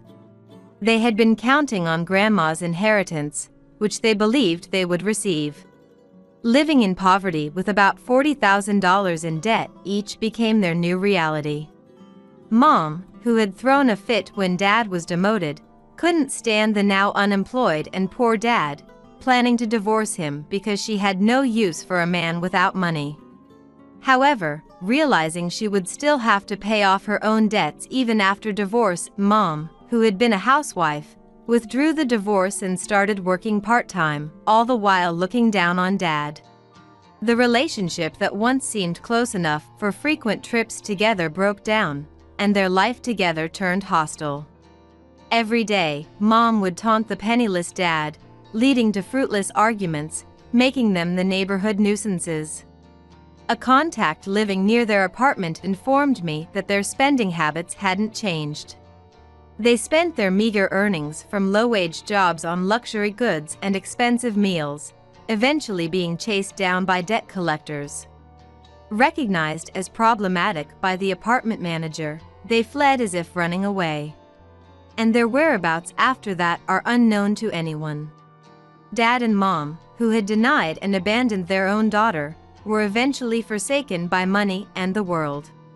As for me, continuing as president of the company Grandma left me, my business acumen is highly regarded by clients and employees alike. As a result, I've expanded the company by establishing subsidiaries nationwide, choosing competent personnel as presidents for each, and the company continues to grow. Money is very important, but people are even more so. I continue to uphold Grandma's teaching as my principle. Additionally, based on my own experiences, I started supporting activities for people struggling with burns, fire accidents, or injuries. Many company employees voluntarily supported the initiative, and as the activities spread through our website, the organization's operations have become busier. Though I didn't expect any personal relationships due to my busy work, I became personally involved with a male executive assistant who supported me during a busy period of business expansion, leading to a relationship. A few years later, we married and were blessed with 2 children. My precious children are treasures just by being there. I'm committed to raising them with love, ensuring they never suffer physical or emotional harm. Money is very important. But people are even more important. Surrounded by the company's employees, business partners, my husband, and our lovely children. I will live my life happily, never forgetting my gratitude and affection for these important people. Being broke and useless is grounds for divorce. So said Matthew as he left the divorce papers on the table and walked out. I was left staring at those papers, dumbfounded, on my hospital bed. I had my suspicions for a while. But, to think he was actually cheating. And he's leaving me because I'm useless and can't earn money while hospitalized and because Alyson's pregnant? Mom? Startled, I looked up to find my precious son Harlan and my dad standing there. My dad looked at what I was holding and frowned. What are you going to do? There's only one thing to do. With some persuasion, I managed an early discharge and headed to the bank where Matthew works. My dad, who drove me there, cheered me on. You can do it. Then he dropped me off in front of the bank and drove away. As I entered the bank, Matthew, noticing me, frowned. Coincidentally, there were no other customers in front of Matthew. I approached him directly. I'm closing all the company accounts. What? Let's show him whose daughter he's angered. While Matthew turned pale, I couldn't help but smirk. I am Sabrina, a 32-year-old corporate executive and mother of one. I have a 7-year-old son named Harlan, and my husband's name is Matthew. Matthew and I met at a party thrown by mutual friends during our college days. Back then, we had no interest in each other and merely exchanged contact information. Hey, weren't you at that party? Sabrina, right? Oh, Matthew? The following year, by coincidence, I used the bank where he worked, and we reconnected. That led to us keeping in touch regularly and eventually started dating. After I got pregnant with Harlan, we got married. Matthew was known for his serious and meticulous work, which made my friends envy that I had him as my husband. I, too, was happy to have married him. Mom, why does this become this? Hold on a sec. I don't know that much myself, so I'll look into it. Okay. Harlan, perhaps inheriting traits from Matthew, is studious and curious. He's always asking questions, which keeps me on my toes with my own studies. What's this? Why? Surprisingly, Harlan's admiration is not for Matthew but for my dad. My mother passed away from illness, and my dad, despite his busy work life, raised me as a single parent. I'm sorry, but it's hard to get along with your dad. Well, it can't be helped, but don't say that to him. He's quite sensitive about it. No way, I could. My dad is a kind man but looks intimidating and somewhat scary. Matthew is also not comfortable around him due to his appearance. My dad, aware of this, has always tried not to interfere too much. Thus, our life was peaceful at the beginning, a life that seemed full of promise. But that changed drastically after we got married. Hey! Where did you put my mobile phone? Don't say it like I'm responsible for it. Isn't it still on the charger? Right after waking up, Matthew would ask grumpily. Indeed, his mobile phone was where he left it charging the night before. No apologies or thanks from him, just a click of his tongue, which irritated me. Matthew changed after we got married. And whenever he had the chance, he would say this. I'm an elite banker. Thanks to me, you're living a comfortable life. Yet Matthew doesn't contribute financially at home. He spends his entire salary on himself, yet acts as if he's supporting the household. In reality, I'm the one supporting our family. I pay for all the utilities and groceries. Hey! What's with these new clothes? They're for Harlan. He's outgrown his old ones. Don't spend my money on luxuries. I'm paying with my own salary. I don't even have access to your account. Yet, if I take Harlan out for a meal or buy new clothes, he immediately complains. He seems to dislike any form of luxury, no matter how small. On the other hand, my dad is the type of person who's willing to spend money for our sake. The apartment you're in now is too small, right? That's why I bought the condo you and Matthew wanted to live in. And it's not far from my place, so I could be close with you guys. He said, laughing, and gave us the top floor as a gift. And to be there for us in times of need, he lives on a different floor in the same building. Mom, can I go to Grandpa's? Of course, but just because it's the same building doesn't mean you can stay out late. Make sure you come back before it gets dark. Okay. It might be natural for Harlan to be closer to his grandfather than his father, Matthew. Whenever he has the chance, Harlan goes to see my dad. Where's Harlan? At Dad's place. Is that so? Matthew never complains about my dad to him directly. And it seems he's careful not to say too much around Harlan, fearing he might tell my dad. It's just me he's bold with. Certainly, I keep quiet not to trouble my dad. Well, if it's just complaints, I can ignore them. That's how lightly I thought of it as. And so unlike my dad, Matthew doesn't participate in childcare at all. I've been called out by Alyson, so I'm heading out. What? Again? And it's Matthew's childhood friend Alyson who's stealing away his time from childcare.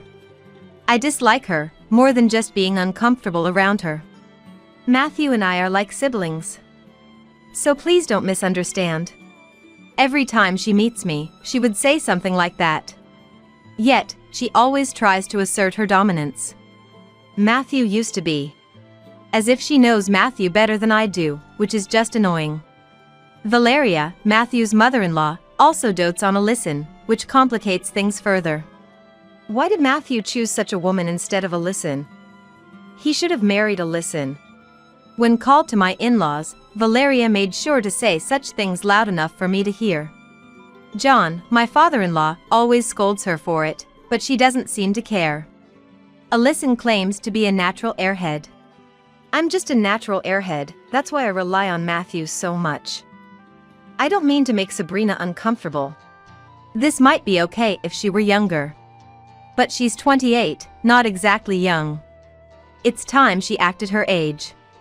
The reason she and Matthew didn't end up together is because of John. I don't want such a woman even as an in-law. If it really comes down to it, I'll divorce you. Alyson can hardly be called as a good person. She's notorious for playing around with men and doesn't work either. Whatever she wants, she gets Matthew to buy for her. John despises Alyson and strongly opposed their relationship. I could never understand why Valeria adores Alyson so much. I'm sorry for my wife's behavior.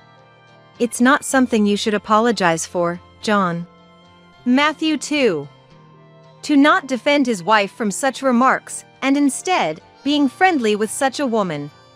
True to John's words, no matter what Valeria says about me, Matthew never defends me. Sometimes, he even laughs.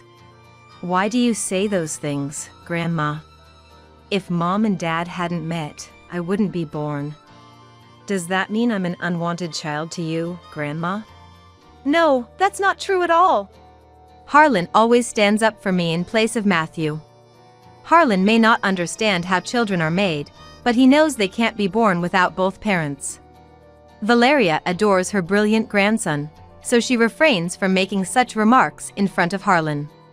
In that aspect, Valeria and Matthew are very alike, making it seem they really are related.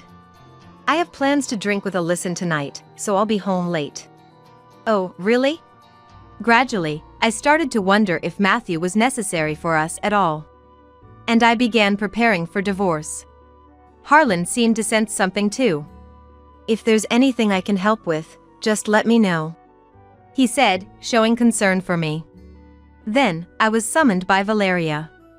I really didn't want to go, but she kept calling persistently enough that it would affect my work if I didn't show up. John is away on business, so there's no one to carry heavy things. Can you buy some rice? Apparently, John was on a business trip. I wanted to tell her to just order it online, but saying that would clearly lead to an argument.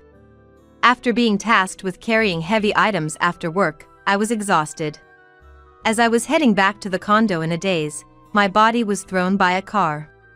It seems a car that ran a red light hit me.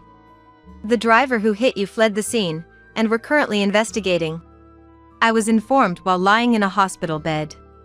For now, I left Harlan in my father's care and decided to stay in the hospital for a while. I broke my arm, so I couldn't work properly in this state. When I was being worried about such things, my dad scolded me. First, worry about your own health. Harlan, my father, and John, who came back in a hurry after hearing about the accident, visited me frequently, but Matthew and Valeria did not visit me at all. Well, that was within my expectations. Coming in. What? So, I was surprised when Matthew showed up in my hospital room. Sign this. Matthew presented me with divorce papers. Already signed by him, with Valeria's name as a witness. With that arm, you won't be able to work. Now that you can't make money, you're useless to me. What is that supposed to mean? And besides, Alyson is pregnant with my child. My thoughts froze at those words. Alyson is pregnant with Matthew's child. I'm going to marry Alyson. So just sign this quickly. Saying that, Matthew turned his back on me. As if I was of no further use to him. Being broke and useless is grounds for divorce, Matthew said as he left the divorce papers on the table and walked out. I was left staring at those papers, dumbfounded, on my hospital bed. I had my suspicions for a while. But, to think he was actually cheating. And he's leaving me because I'm useless and can't earn money while hospitalized and because Alyson's pregnant? Mom? Startled, I looked up to find my precious son Harlan and my dad standing there. My dad looked at what I was holding and frowned. What are you going to do? There's only one thing to do, I answered while looking straight at my dad. My dad nodded in agreement. Well then, let's fight back. With some persuasion, I managed an early discharge and headed to the bank where Matthew works. My dad, who drove me there, cheered me on. You can do it.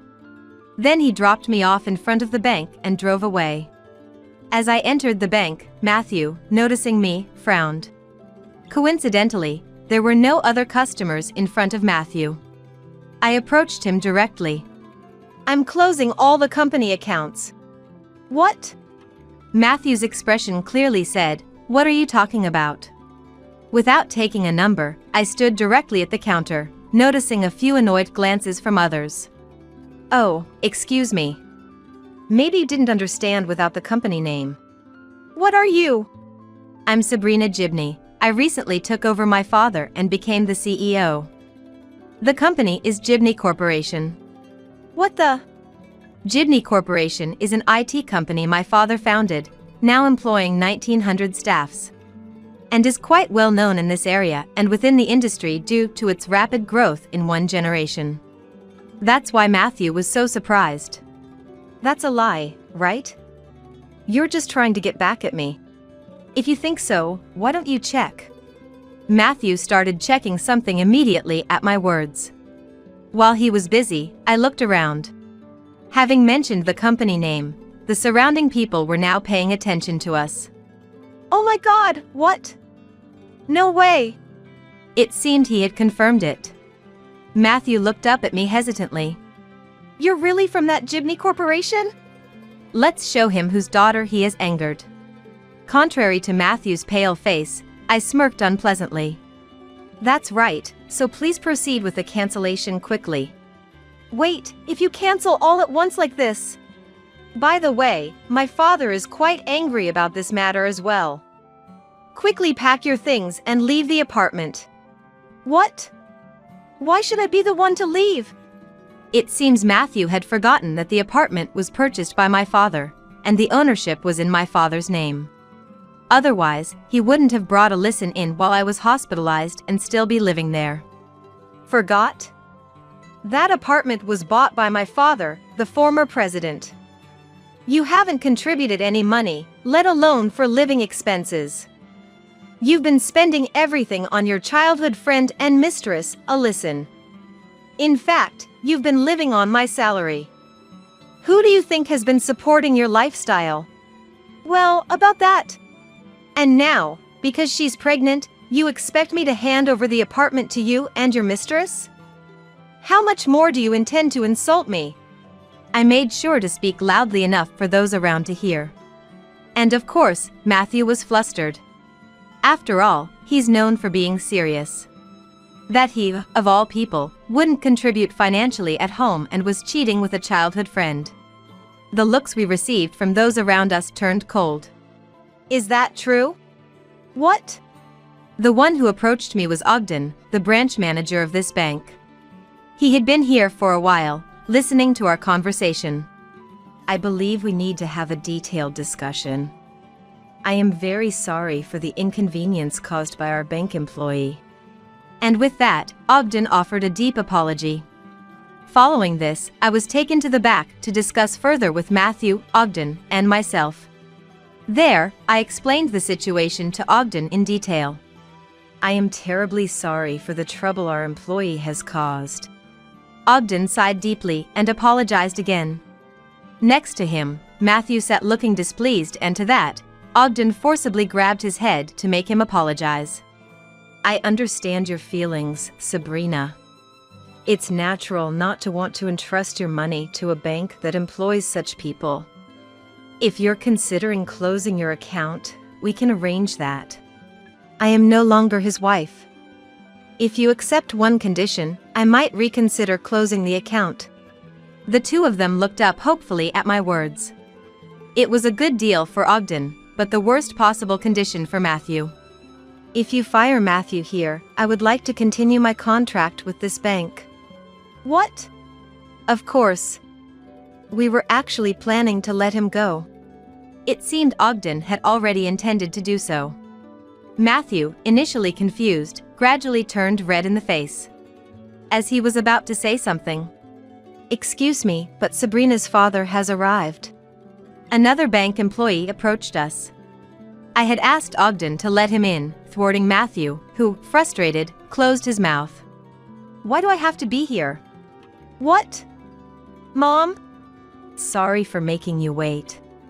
Dad entered, firmly holding Valeria's arm. Valeria, looking displeased, glared at me upon seeing me. This is your doing. What are you trying to accomplish? I'll never forgive you for treating your mother-in-law like this. Quiet.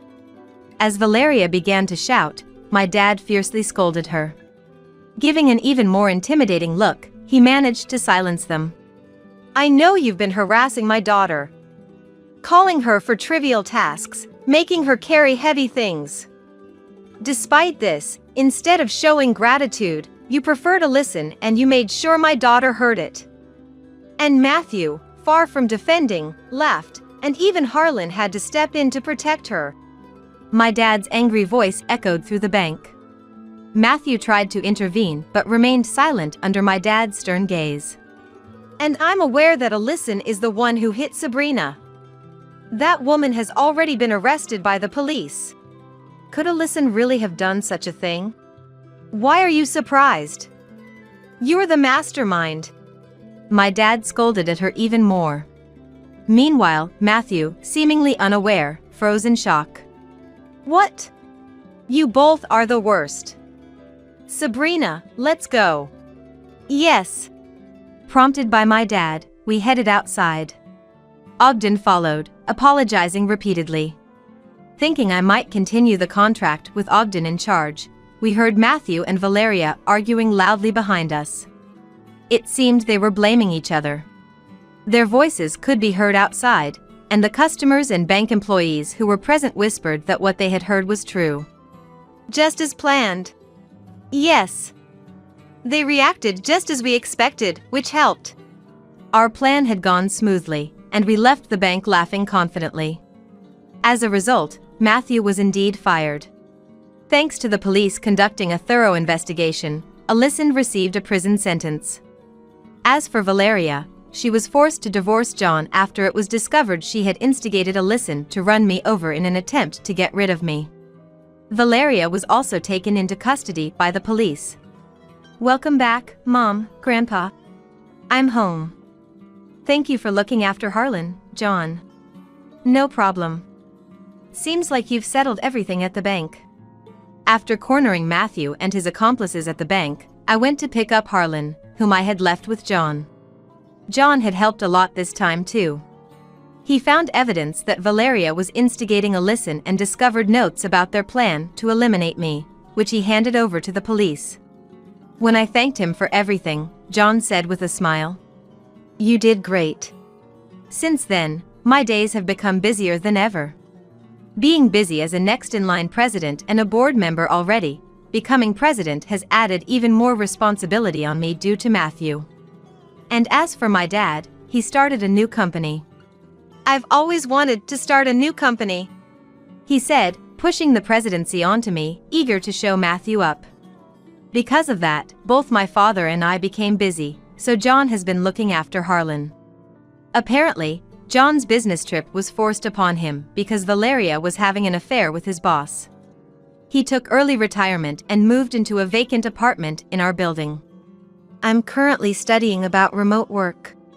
Planning to eventually entrust him with work, I've sent someone knowledgeable his way. He seems very capable, so I'd like him to excel in my new company. It seems my dad and John got along very well after this incident, often visiting each other's apartments to drink and chat. On the other hand, Matthew, having been driven out, returned to his empty family home. Unable to find employment at any bank with rumors spread by my dad and I everywhere, he was left unemployable, forced to pay me compensation through debts. Now, spending his days tirelessly working part-time jobs, he came crying to us, but we collectively ignored him. Once rumored to be on the fast track to becoming a branch manager, he has fallen far. When I grow up, I want to be like Grandpa. Harlan has come to respect my dad even more after this incident, seeing him as a hero for rescuing us from the malicious acts of Matthew and Valeria. Would you take over for Grandpa someday? Yes. Hearing Harlan's willingness to follow in his footsteps, my dad was overjoyed.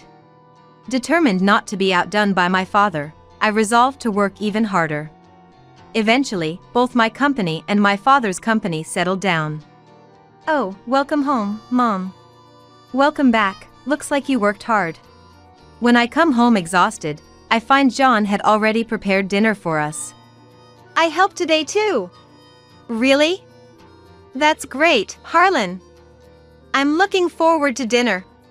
Praising Harlan's effort with a smile, my dad also returned home late. Then, the four of us sat around the dining table, chatting and eating dinner together. In stark contrast to us, Matthew and his accomplices were scattered. Matthew piled up debts upon debts, eventually becoming indebted to a loan shark. And I heard rumors he was put on a ship. Matthew's family home was sold to pay off his debts, and Valeria, now without a place to go, was spotted living under a bridge by an acquaintance. By the way, I received an apology letter from Alyson's parents. They're good people, I hope you'll read it. If you say so, John. According to the letter from Alyson's parents, she gave birth in prison. They took the child in, and after Alyson's release, they moved away to ensure she wouldn't rely on them. The letter contained deep apologies to me. Alyson's parents seem like very good people. I sincerely hope the child grows up to resemble their grandparents rather than their parents. Nonetheless, Alyson too has lost a place to return to. I hope she reflects on her sins in her solitude. Time passed by and it had been 10 years since the divorce. We've grown without being troubled by Matthew. Did I even have a dad? Apparently, he vaguely remembers Matthew's existence but considers irrelevant to his life. And I too have completely forgotten about his existence. I've decided to take over Grandpa's company after all. If that's what you've decided, I won't object. Harlan chose to inherit my dad's company, which was originally a company making toys. Starting as an ordinary employee, Harlan is valued for his constant flow of ideas. Maybe it's time to leave the company in Harlan's hands. My dad would say so in a laugh. Once he hands over the company to Harlan, he plans to live a quiet life in the countryside. I'm also finding a successor and teaching them my job earnestly. Once they've grown enough, I too might consider early retirement and start a new path. With that thought of future in mind, I will continue to work as the CEO. She's not family, that's why he sent her home. How could she say such a thing about my mother? That one's just a housekeeper. This is a family trip, right? Those without blood ties are strangers. She's probably tending to the fields I told her to buy now. My grandfather said too, laughing. My father and I were shocked. Cut the crap. What would happen after his shouting? My name is Hannah, and I'm 17 years old now. I live in the rural area, which is still common to have extended families living together. My friends' homes are the same, and of course, so is ours. My paternal grandparents, my parents, and I live together. Living together is one thing, but what comes with it is the constant harassment. Hey, Olivia, isn't the seasoning in today's meal a bit strong? Well, it might be just right for our son and grandchild, but it's a bit much for us old folks. Sorry about that. I thought I was being careful. Careful, huh? And it's still this salty? Are you trying to shorten our lives by feeding us all this salt? Right, it's common for wives to cold-heartedly bully us frail elderly. You know, the wife in the house next door also. Come on, it started again. My grandparents always find some way to make snide remarks to my mother, Olivia. It's always about something so unreasonable. Like today's dinner, it's not even that salty. Moreover, she's prepared separate portions for us and for the grandparents, seasoning them differently. I tried tasting it, and indeed, the elderly portion is bland. To me, the seasoning is far from enough. How can this be considered high in salt? Maybe it's better not to season it at all. Although my mother, who is used to it, just nodded along, I couldn't stand it and fought back. Grandpa, give it a rest. This is super lightly seasoned already. If you still think it's bland, why don't you taste your own sweat? A kid should be quiet. If Grandpa says it's too strong, then it's too strong. That's right. Hannah, you're just a kid, you wouldn't understand. For us elderly, it's quite strong. Your mother could make it lighter. That's why she's a bad wife. Hannah, make sure you don't turn out like her. Well, I love my mother's cooking. Unlike some tasteless old geezers. I'm in my rebellious phase, so there's no way I'm just going to take it and say okay. Catching a glimpse of my mother, she just hung her head, looking troubled, without retorting. She must have felt my gaze because she looked at me and gave me a weary smile. That tired smile pained my heart.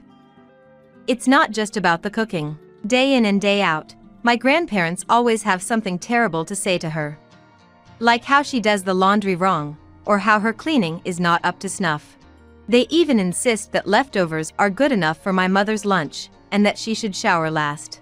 The list goes on. What era do they think this is? It's like something out of old drama series, these torments. The coldness my grandparents show my mother has another reason. It's because my parents keep their distance from my grandparents' peculiar faith. Instead of Christ, my grandparents worship Satan daily. They seem to blame my mother for my father, their son, being utterly indifferent to their faith. Their frequent saying is, "That one, Satan will drop into hell." My busy father is often away, and I come home late from the sports lessons. During that time, my housewife mother is left alone with my grandparents. Dad, Grandpa and Grandma were saying awful things to Mom again. They even suggested she's plotting something, saying the seasoning was strong when it was clearly bland. I reported to my father, who came home late at night. Honestly, I hate to bother my already tired father with such stories. But as his daughter, I just can't stay silent, can I? Man, happened again?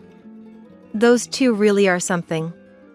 They don't realize that thanks to Olivia managing the house, they can enjoy their carefree retirement. It's all thanks to you too. I'm always grateful. Dear, it makes me happy to hear you say that. Hannah, you're such a good girl. No, I'm currently in my rebellious phase. It's just that my rebellion is aimed at my grandparents, so I'm less harsh on my parents. That's how much I dislike, or rather, detest my grandparents. Don't worry about it, Hannah. I'll talk to them. Just keep being on your mom's side, okay? My father said, patting my head, half irritated at being treated like a child, but also half pleased. Teenage emotions are complicated. One Sunday, I woke up late and lazily got out of bed, only to find my father arguing with grandmother. "Enough already, Mom!" My father's shouting voice snapped me to full alertness. Peeking into the living room, I saw my grandmother sitting on the sofa, looking grumpy. My father stood in front of her, and his face beat red with anger. "Making her work in the fields on such a cold day, what are you thinking?" He shouted. He is a regular office worker, but my grandparents are farmers, true to their rural roots. Though the size of their fields has greatly reduced due to old age. Field work? Is Grandpa doing it? Looking outside, I saw nothing but a white snowy landscape. The fields must be covered in snow. Is there something they're concerned about? When I was just thinking how dangerous it is for the elderly to work in the fields in such cold weather. "Oh, I'm starving." What's all this ruckus about? Where's Olivia? Isn't lunch ready yet? My grandfather came in, scratching his belly. Okay, he is here. Wait, that means… Wait, don't tell me Mom's. My mother does indeed help out with my grandparents' farm work occasionally. But it's only during the harvest or busy times, generally, she doesn't. That's what I thought, but… That's exactly it. I asked Mom where Oliver went, and she wouldn't say, so when I pressed her, what's the need to do anything in such snow? Then she really went out. Oh my goodness. Well, managing the fields during winter is crucial. I know that. I'm asking if it's necessary in the snow. Snow repeatedly freezes and melts, messing up the soil. If you don't remove the snow, it'll be trouble in spring. Lies. I remember hearing that when snow covers the ground, it's best to leave it be. You deal with snow before it falls or after the ground thaws. Huh, is that so? Well, it's not the time to be impressed. Anyway, Dad, we need to get Mom quickly. Right, that was the point. Mom, let's talk later, okay? It's unbelievable that my mother has been working alone in such snow. Besides, it's starting to snow again. My father and I hurriedly put on our coats, boots, and dashed out of the house. She was there in the field. Exhaling white breath, her face red, she was shoveling snow. My father rushed over to her, and she gave a feeble smile. That smile again pained my heart. Why didn't I notice? While I was leisurely sleeping till noon, how many hours had she been shoveling snow? Being busy with work he brought home, my father hadn't noticed either and kept apologizing to the exhausted her. Sorry, Mom. Really sorry. That day, my grandmother got scolded by my angry father. You will be the one to fall into hell. After that, my grandparents were unusually quiet for a while. Seasons turned, and summer was approaching. The new term would start, and I would finally be in 12th grade. How about going on a trip? My father suggested. We have not traveled for a long time. After all, it's unlikely to go on family trips after high school graduation. Understanding the lonely feelings of a father, I pretended it was a hassle, but inside, I was excited. After all, parents pay for everything on family trips. There will be plenty of activities to do. Oh, that sounds nice. How about a beach? My rising spirits dropped at my grandmother's words. Wait, are you coming too? I regretted saying it immediately. Stepped on a landmine. What a terrible grandchild. Planning to leave us out. A kid like that, Satan will. She started, and eventually, Olivia. It's because of your poor upbringing that Hannah has grown into such an unthoughtful child. What a useless, no good mother. She began taking it out on my mother. Hey! I might have said something wrong, but it's not fair to blame Mom for that. Oh, how sad for a grandma to have such a cold grandchild. It's all because Oliver didn't discipline properly. Woe is me. Seriously? Woe is me, she actually said that. Astonished, I decided to give some payback by saying out loud, Stop joking! However, she continued to fake cry, while my grandfather nodded in agreement. Seeing the chaotic situation, my father sighed and tried to settle things. All right. How about we go together? Instantly, my grandmother's face lit up with a smile. Despite the troublesome situation, I was also looking forward to the trip. The day arrived. Living in the countryside, the airport was far.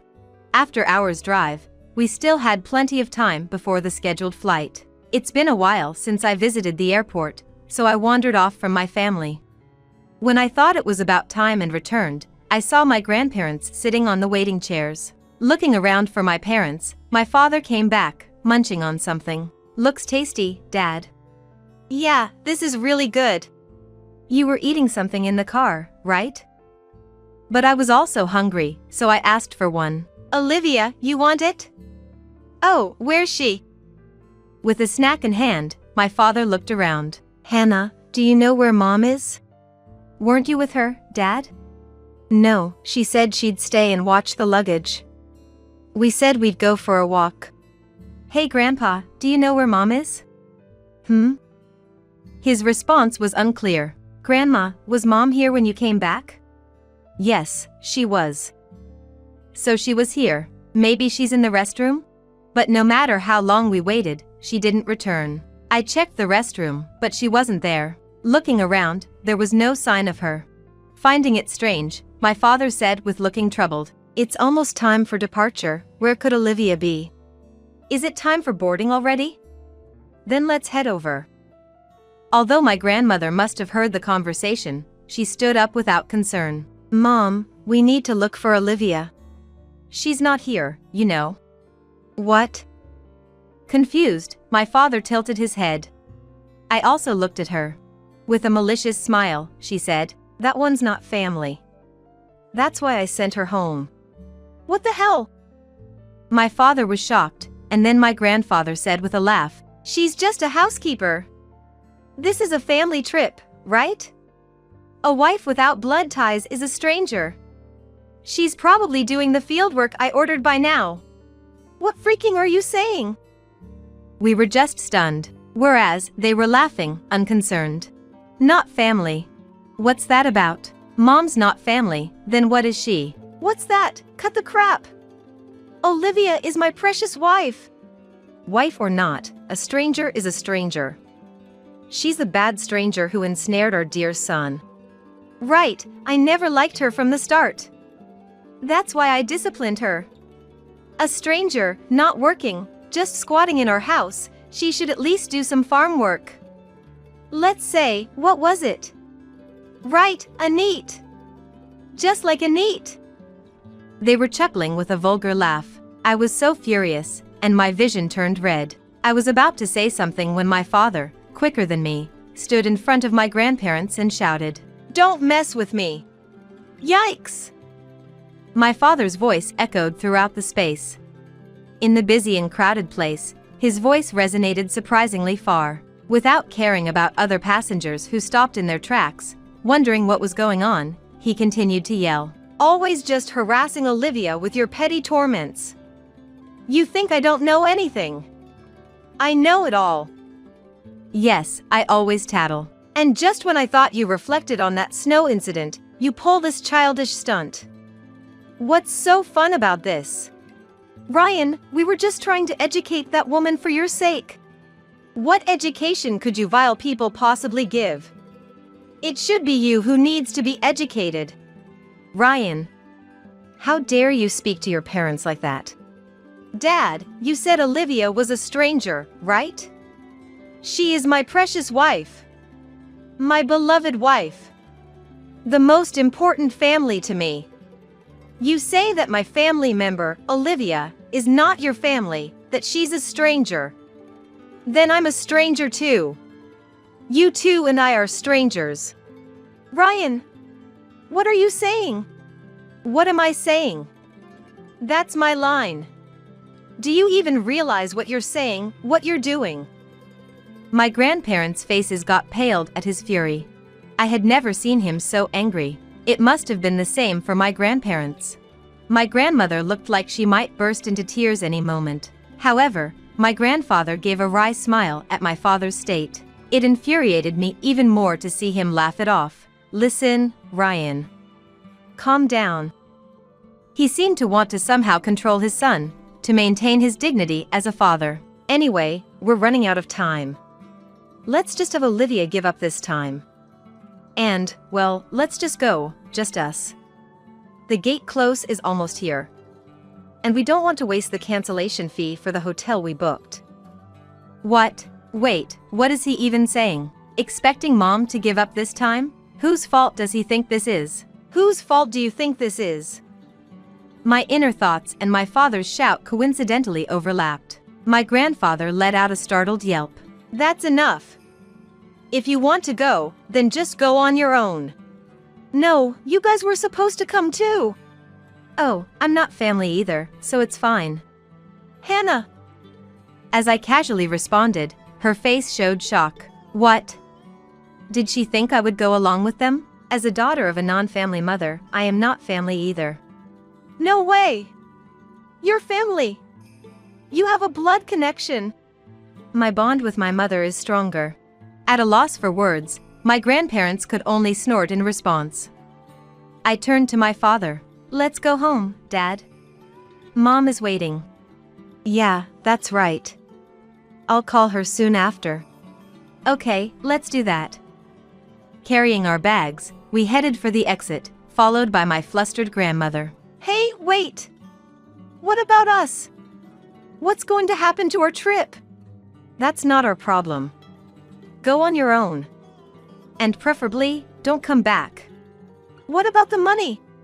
If you want to go, pay for it yourselves." No way! Her voice echoed around us. My grandfather stood dumbfounded. Leaving them behind, we headed home, where my mother was waiting.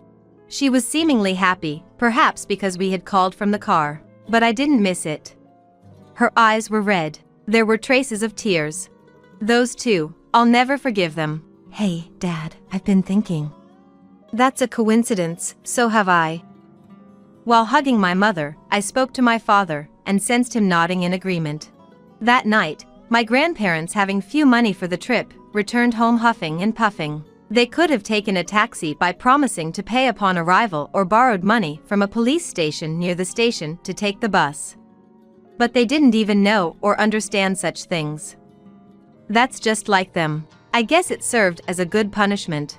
At first, they were extremely apologetic, but in front of my mother, they began to grow bolder again. We did nothing wrong. That woman is to blame. But my father had enough. That's it. We're finding a new house and moving out. We're cutting ties. I don't care about your old age. He made an unexpected declaration. My grandparents were pale, but his determination didn't waver. He temporarily moved my mother and me to a hotel and hurried to find a new house. He found a good property convenient for his commute and my school. "Dad, you are so reliable." Then, on moving day, Please, we apologize for everything up to now. Don't abandon us. my grandmother was begging, crying. What are we supposed to do if you two leave us? My grandfather was nearly in tears. "I don't care." With a dismissive tone, my father left the grandparents in despair. Olivia, please. We're sorry for everything. We won't do it again. We'll recognize you as family. So let's go back to how things were, okay? Astonishingly, to whom Grandma pleaded was my mother. After all the terrible things they've done, how conveniently self-serving. Feeling disgusted, I saw my mother take my grandmother's hand. With a bright smile on my mother's face, just as her face lit up in response, my mother said, "Judgment from the grand white throne." Huh? Satan sees all the anger in this world. What are you talking about? The day to kneel before Satan is near. You'd better prepare your excuses. I hope you make it to heaven. Wait, hey, wait. Goodbye. Leaving the speechless grandparents behind, we got into the car. As we drove away from their house, I glanced back once to see them standing there, dumbfounded. They were getting further and further away, and I realized that might be the last time I see them. Inside the car, heading to a new beginning, as I chuckled at the passing scenery, my mother looked at me curiously. What's up? Well, just feeling a bit envious. Of what? Of Dad. He said, "My precious wife, my beloved spouse, the most important family member to me." Really? Hannah, what are you spilling? Oh my, still so lovey-dovey after all these years. Really makes one envious. Come on, no kidding. My mother, blushing, lightly tapped my head. It didn't hurt, but I pretended it did and rubbed my head, then added, "I wish I could have a boyfriend like Dad soon."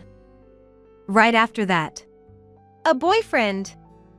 his pained cry echoed through the car, holding the steering wheel. "Hey, mister.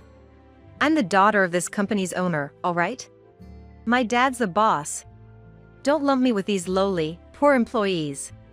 Surprised by both her vulgarity and her true identity, my dad paused with a shocked expression, then cleared his throat softly. Meanwhile, Carol wore a smug look, as if she had just made a grand statement. Remembering that Dad originally came to our company for business, I realized we couldn't afford to cause any more trouble. So I tried to apologize to Carol. Just then, Dad spoke in a low voice. So, the lower ranks are the poor employees, huh? Maybe it's time to revise the salary structure. He muttered this almost to himself. What? Are you mocking me? Fine. Mister, what's your name? Which subcontractor do you work for? I'll tell Dad about you. It might just be your fault if the company goes under. Carol retorted. Dad, looking slightly puzzled, thought for a moment before breaking into a smile. Then, let's go say hello to the boss. Lenore and the others, come along. Everyone except Dad looked shocked, but he walked ahead. Not wanting to be left behind, we hurried after him. My name is Lenore. I'm a hardworking 28-year-old. The company I work for is quite large, and I work tirelessly every day. My dad, concerned about me, contacts me once a week, but I always reply with, "Don't worry," trying to reassure him, almost forcibly. His concern is probably because he wants to recruit me to his company. 7 years ago, when I was still a college student, I was busy with job hunting every day to secure a job offer. Dad, who runs his own company, once invited me to join his company, saying, "Why bother with job hunting? You can just come work for my company." It's not that I didn't want to go to his company, but I didn't want to rely on such connections. I wanted to succeed on my own merit. And I wanted to work alongside him, as an equal, once I was fully competent at my job. I explained this and persuaded him. Reluctantly, he agreed, and I joined my current company. It's been 6 years since I started working here. Now, I have more responsibilities, and I even have subordinates. And it's our busy season. It's not uncommon for our department heads to be absent from the office for an entire day during this time, and sometimes I can't even sit at my desk for more than 30 minutes. We're that busy. I don't have the luxury of constantly worrying about Dad's feelings. Today, I've been bustling around the office since morning. Even amidst the rush, a shrill voice caught my ear as I passed by a meeting room, prompting me to stop. The door was slightly ajar, and peering inside, I saw a woman with a tray bowing her head before another woman who sat arrogantly, berating her. How many times do I have to tell you? I don't like coffee, I want Coke.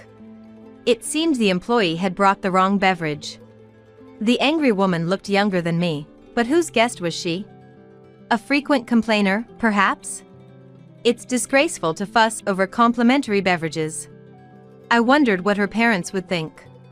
Just as I was about to open the door and intervene. Ah, there she goes again. I heard a voice behind me. Turning around, I saw my colleague Sissy peeking into the room. You scared me. Don't just start talking out of nowhere. I chided her in a whisper, careful not to be overheard. Sorry. But it's unexpected to see you peeking, Lenore, she said with a mischievous grin.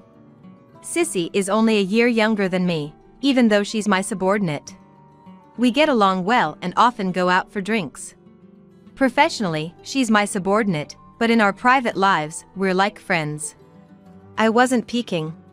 By the way, Sissy, do you know who that woman is? I asked. Oh, she's quite notorious around here, Sissy replied with a slight smirk. That's Carol, the boss's only daughter. His daughter? But why is she here? I inquired, puzzled. She occasionally comes to play around like this, throwing her weight around with the staff. No one dares to contradict her because she's the boss's daughter. As Sissy explained, Carol continued to berate the employee. Go buy me a Coke! What's your name? I'll tell Dad, she shouted. I want to help that employee, my colleague, but I hesitated. Let's get back to work for now, Lenore, Sissy suggested. Poor thing, we don't keep Coke for guests. Sissy gently closed the meeting room door, holding the handle that I was gripping. She enjoys bossing the staff around like this. She never actually reports anyone. Last week, it was ginger ale. You have work to do, Lenore. She's not worth your time. Her words reminded me of the tasks I had to complete. Sissy, are you free now? Want to come to the warehouse with me? Sure. I was actually looking for you. I have some business there too. We left the meeting room, the shouts still echoing, with heavy hearts. Why does Carol come here to play? She should be having fun with friends. She looks college-aged. I pondered aloud while checking inventory in the warehouse. Apparently, she's joining the company next year. She's been visiting frequently for that. You'd think she'd rather be with friends, but she doesn't seem to have many. Sissy commented. True. I mused, feeling uneasy about Carol. Shouldn't she value the employees who support her family's business? Especially since they'll be her coworkers and supervisors next year? It's not right to treat them as mere playthings. Does she not realize she's embarrassing her parents? As I pondered these things, the pressure of my pen on the inventory notes inadvertently grew stronger. Noticing this, Sissy glanced at my notes. I get why you're angry, Lenore. She's exactly the type of person you dislike the most, she said with a wry smile. That's true, but what really irks me is the boss and the executives who say nothing. They should reprimand her for such behavior. Apparently, she's an overindulged child, born late in her father's life, Sissy explained with a gentle smile, easing me back into work mode. Thanks to her, I managed to finish the warehouse work surprisingly quickly. Exhausted from the day, I was heading home when my mobile phone rang. It was a message from Dad. Lenore, I'm coming to your company tomorrow for a business deal. If you're free, I'd like to see you. I was surprised. Dad was visiting my office? The company I work for is in the same industry as his company, and I knew they were connected, but it was the first time he had shown his face at my company in the 6 years I've been working there. I hoped to see him, but it really depended on timing, so I just replied, "If I'm free, I'll come and see you. Let me know." And then closed the message. The next day, my office was busy, but things started to calm down by lunchtime. While eating, I received a message from Dad. "I'll be at your company soon." I checked the time and decided to wait for him outside. As I got up, Sissy, sitting next to me, asked, "Where are you rushing off to, Lenore? It's still lunch break." "Oh, my dad is visiting the office today. I thought I'd go say hi since it's been a while." "What? Can I come too, just to greet him?" she asked excitedly. "Sure, let's go together," I agreed. Sissy followed me, checking her reflection in the window and fixing her hair. I was pleased to have such an eager subordinate. While Sissy and I waited for my dad at the entrance. "Is that him?" she suddenly pointed to a taxi. I shook my head. Steve would have driven his own car rather than take a taxi. As we looked in the opposite direction, a shrill voice called out, "Nice of you to meet me here." I pretended not to hear, but Sissy made a disgusted face as if to say this is the worst. "Hey, you over there, where are you looking? I'm right here." I turned around, frustrated. And there was Carol. She was dressed inappropriately for the office, in a flouncy miniskirt and casual t-shirt, clacking her heels as she walked towards us. "Excuse me, but you're mistaken. We're waiting for someone else here," I said, looking away again. In an ear-piercing tone, Carol shouted, "What's with that attitude? Aren't you an employee here? Apologize right now." Sissy looked at me with a panicked expression. "Yes, I'm an employee. But why should I apologize?" I responded calmly. "What?" Carol seemed even more incensed by this. "You, a lowly employee, think you can talk to me like that? Really, old lady?" "Well, a company needs its lowly employees, doesn't it? And for your information, I'm only 28, not an old lady." Carol burst into laughter at my reply. 28? You look much older. Is it hard being poor? I pity you," she said, pointing at me mockingly. I was furious, but I couldn't do much since she was the boss's daughter. I had to stand there, seething in silence, as she laughed. Then, "Hey, Lenore! Long time no see!" I heard a voice from afar. Approaching us was Dad, a slightly overweight, ordinary-looking man in a suit, waving his hand. "Who's that weird guy?" "Hilarious," Carol said, looking at him and laughing. That was the last straw for me. "Excuse me, that's rude." I raised my voice. "What? Who are you yelling at?" Carol yelled back. "What's going on? Are you all friends?" Unaware of the situation, Dad smiled at me kindly. "What? As if I would be friends with these people."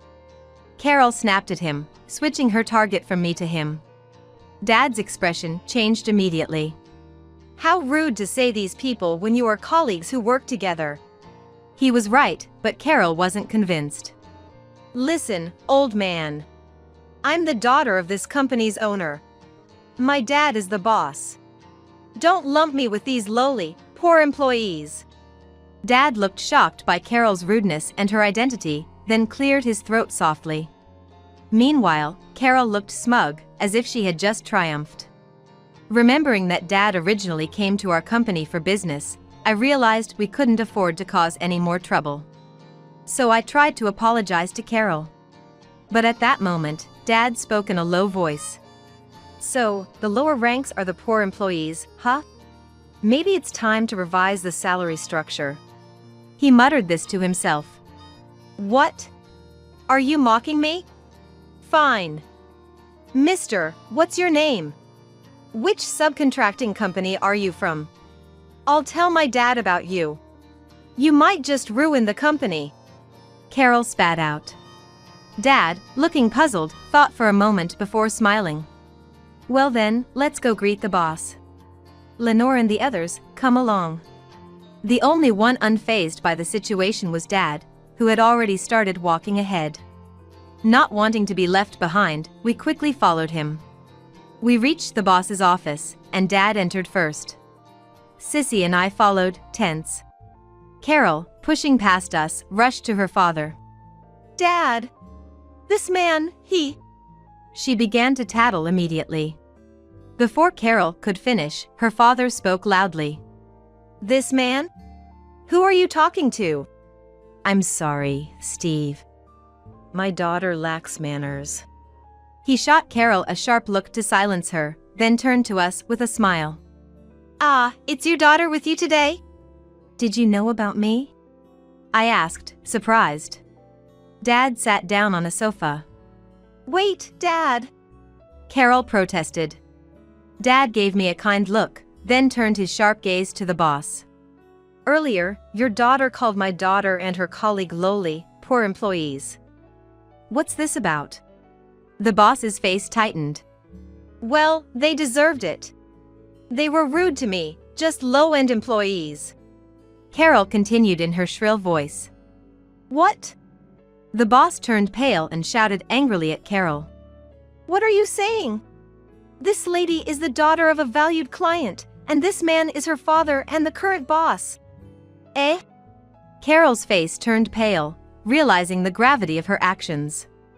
To think such a large company still treats its employees as poor. You've become quite the boss, haven't you? If your employees are poor, shouldn't the company be ashamed? The boss was sweating profusely. "I can't leave my daughter in such a place. She'll resign today." When the boss heard that, he immediately apologized to my dad and said, "I'm terribly sorry. I've heard your daughter is very skilled. Please, not resignation. And you, apologize to him." "Wait, Dad. What's going on?" I whispered to him. "I had let the boss know that you were employed here, to look out for you. As I knew that you don't like the preferential treatment, I told him just to keep an eye out." Ignoring the boss and his daughter, Steve explained kindly. "But I never thought this company would treat its employees like slaves. Lenore, you can quit now. You've done well here for 6 years. "Come work for me." That's sudden. I can't just leave in the middle of the busy season. I protested. Dad seemed a bit exasperated by my response, but he eventually agreed. All right, if you insist. After this busy season, come work for my company. And you, it must be uncomfortable staying here after this. What do you say? The industry is the same. He kindly offered this to Sissy. Yes, absolutely. Sissy replied immediately. Wait, Sissy. I haven't decided yet. I protested. Sissy looked at me quizzically. Why not? Your dad's company is one of the elite in the country, and you're his daughter. Why wouldn't you go? Dad nodded in agreement with Sissy's words. I don't want to join his company just because of connections. I know Dad's company is big, but I didn't want to take the easy way. I explained. Sissy smiled happily. That's so like you, Lenore. And she continued. Lenore's father, I'm Sissy. I really appreciate that I can work with her. She is an outstanding boss. As she praised me, Dad smiled and sobbed along. I felt embarrassed and urged Dad to continue. Dad, the boss is still. Ah, right, forgot about that. Sorry, Sissy, we'll talk later. Yes. Sissy cheerfully replied. Now, boss, no need to apologize anymore. Let's end our business dealings here. As my dad finally addressed to him, he was surprised and looked up at Dad. That would be a great loss for us. I'm truly sorry. No, it's fine. This isn't because of the disrespectful behavior towards them. Then why? He asked. Please guide me. I'll improve anything. I'll definitely make improvements. The company would suffer a huge blow if they lost their dealings with Dad. That's why the boss kept apologizing repeatedly. Improvement is impossible. Once trust is lost, it can't be regained. You say employees are your priority, yet your daughter treats them like slaves. Did you think I wouldn't hear about it? I'm not sure. Even from the side, I can see Carol turned pale. I could demote you from the boss, but should I? Dad asked. Please, forgive me. The boss pleaded. Hey, Dad. Just because you're a valued client, you can't really do that, can you? I asked. I can. Dad replied with a smile, indicating he really had the power. I don't inquire deeply into the relationship between the boss and Dad, but Dad might be more powerful in this industry than I thought. With this realization, the both attitudes of my dad and the boss make sense. I won't go that far since I'm not a child, but I will end our contract. Thank you for your business.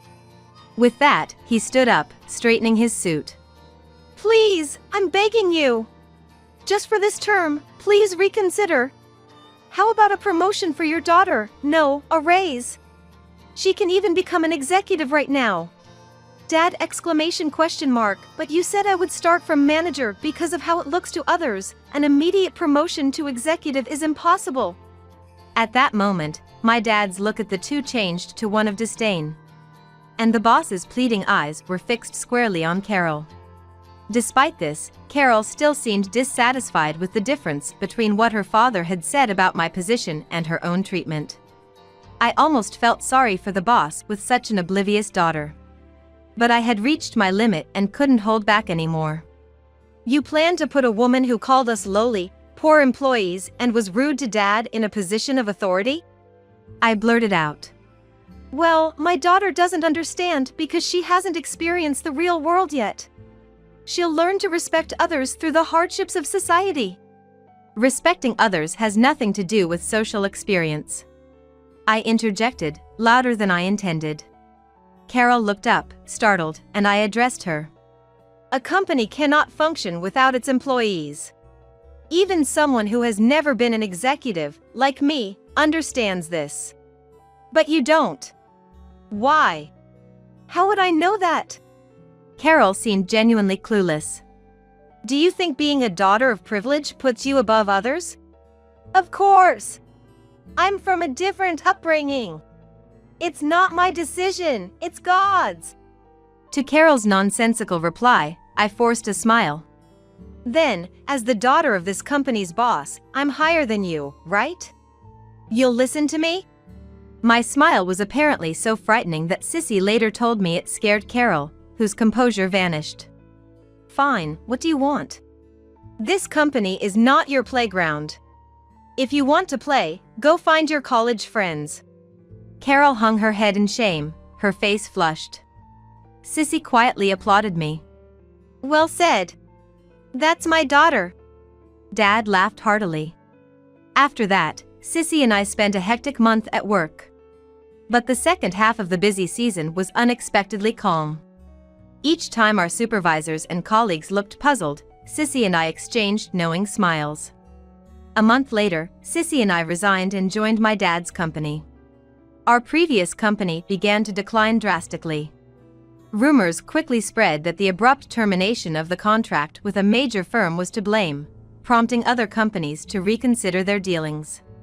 Sales plummeted by 40%, most employees started job hunting, and the company's decline accelerated.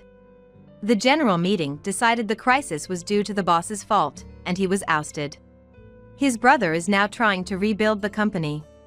According to Dad, this brother is well respected. The company might be reborn into something better. On the condition that the former boss's family no longer be involved, Dad began moves to restart dealings with them. I also heard from Dad that the former boss's family began to lose their possessions, eventually selling their house. I don't know where they went, but I doubt a family accustomed to such wealth could adapt to normal life. In fact, Carol reportedly got a job at a grocery store, acted arrogantly to customers, got into an argument, and was fired within hours, becoming somewhat of a legend. In my personal life, I managed to convince Dad to let me start as a regular employee instead of directly becoming an executive.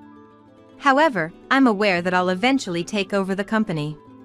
So, I balance my everyday tasks with assisting the executive team. Constantly amazed by their innovative ideas that never occur to me, sometimes feeling overwhelmed. But every time I feel like my head is about to explode, Sissy is there by my side, saying, Lenore, let's finish this task first. Then we can decide the priority for the next ones. Her support keeps me grounded. Sometimes the pressure of being the boss's daughter feels crushing, but with Sissy around, I can stay confident and cope. Interestingly, Dad also likes Sissy, and sometimes the three of us go out for drinks. Every time Dad gets tipsy and tells this joke, Lenore will be the next president, and Sissy the next executive officer. Don't even think about getting married and retiring, you too. He often tells this story laughingly. However, what Dad doesn't know is that I'm secretly in a relationship. My desire to get married is still a secret from Dad.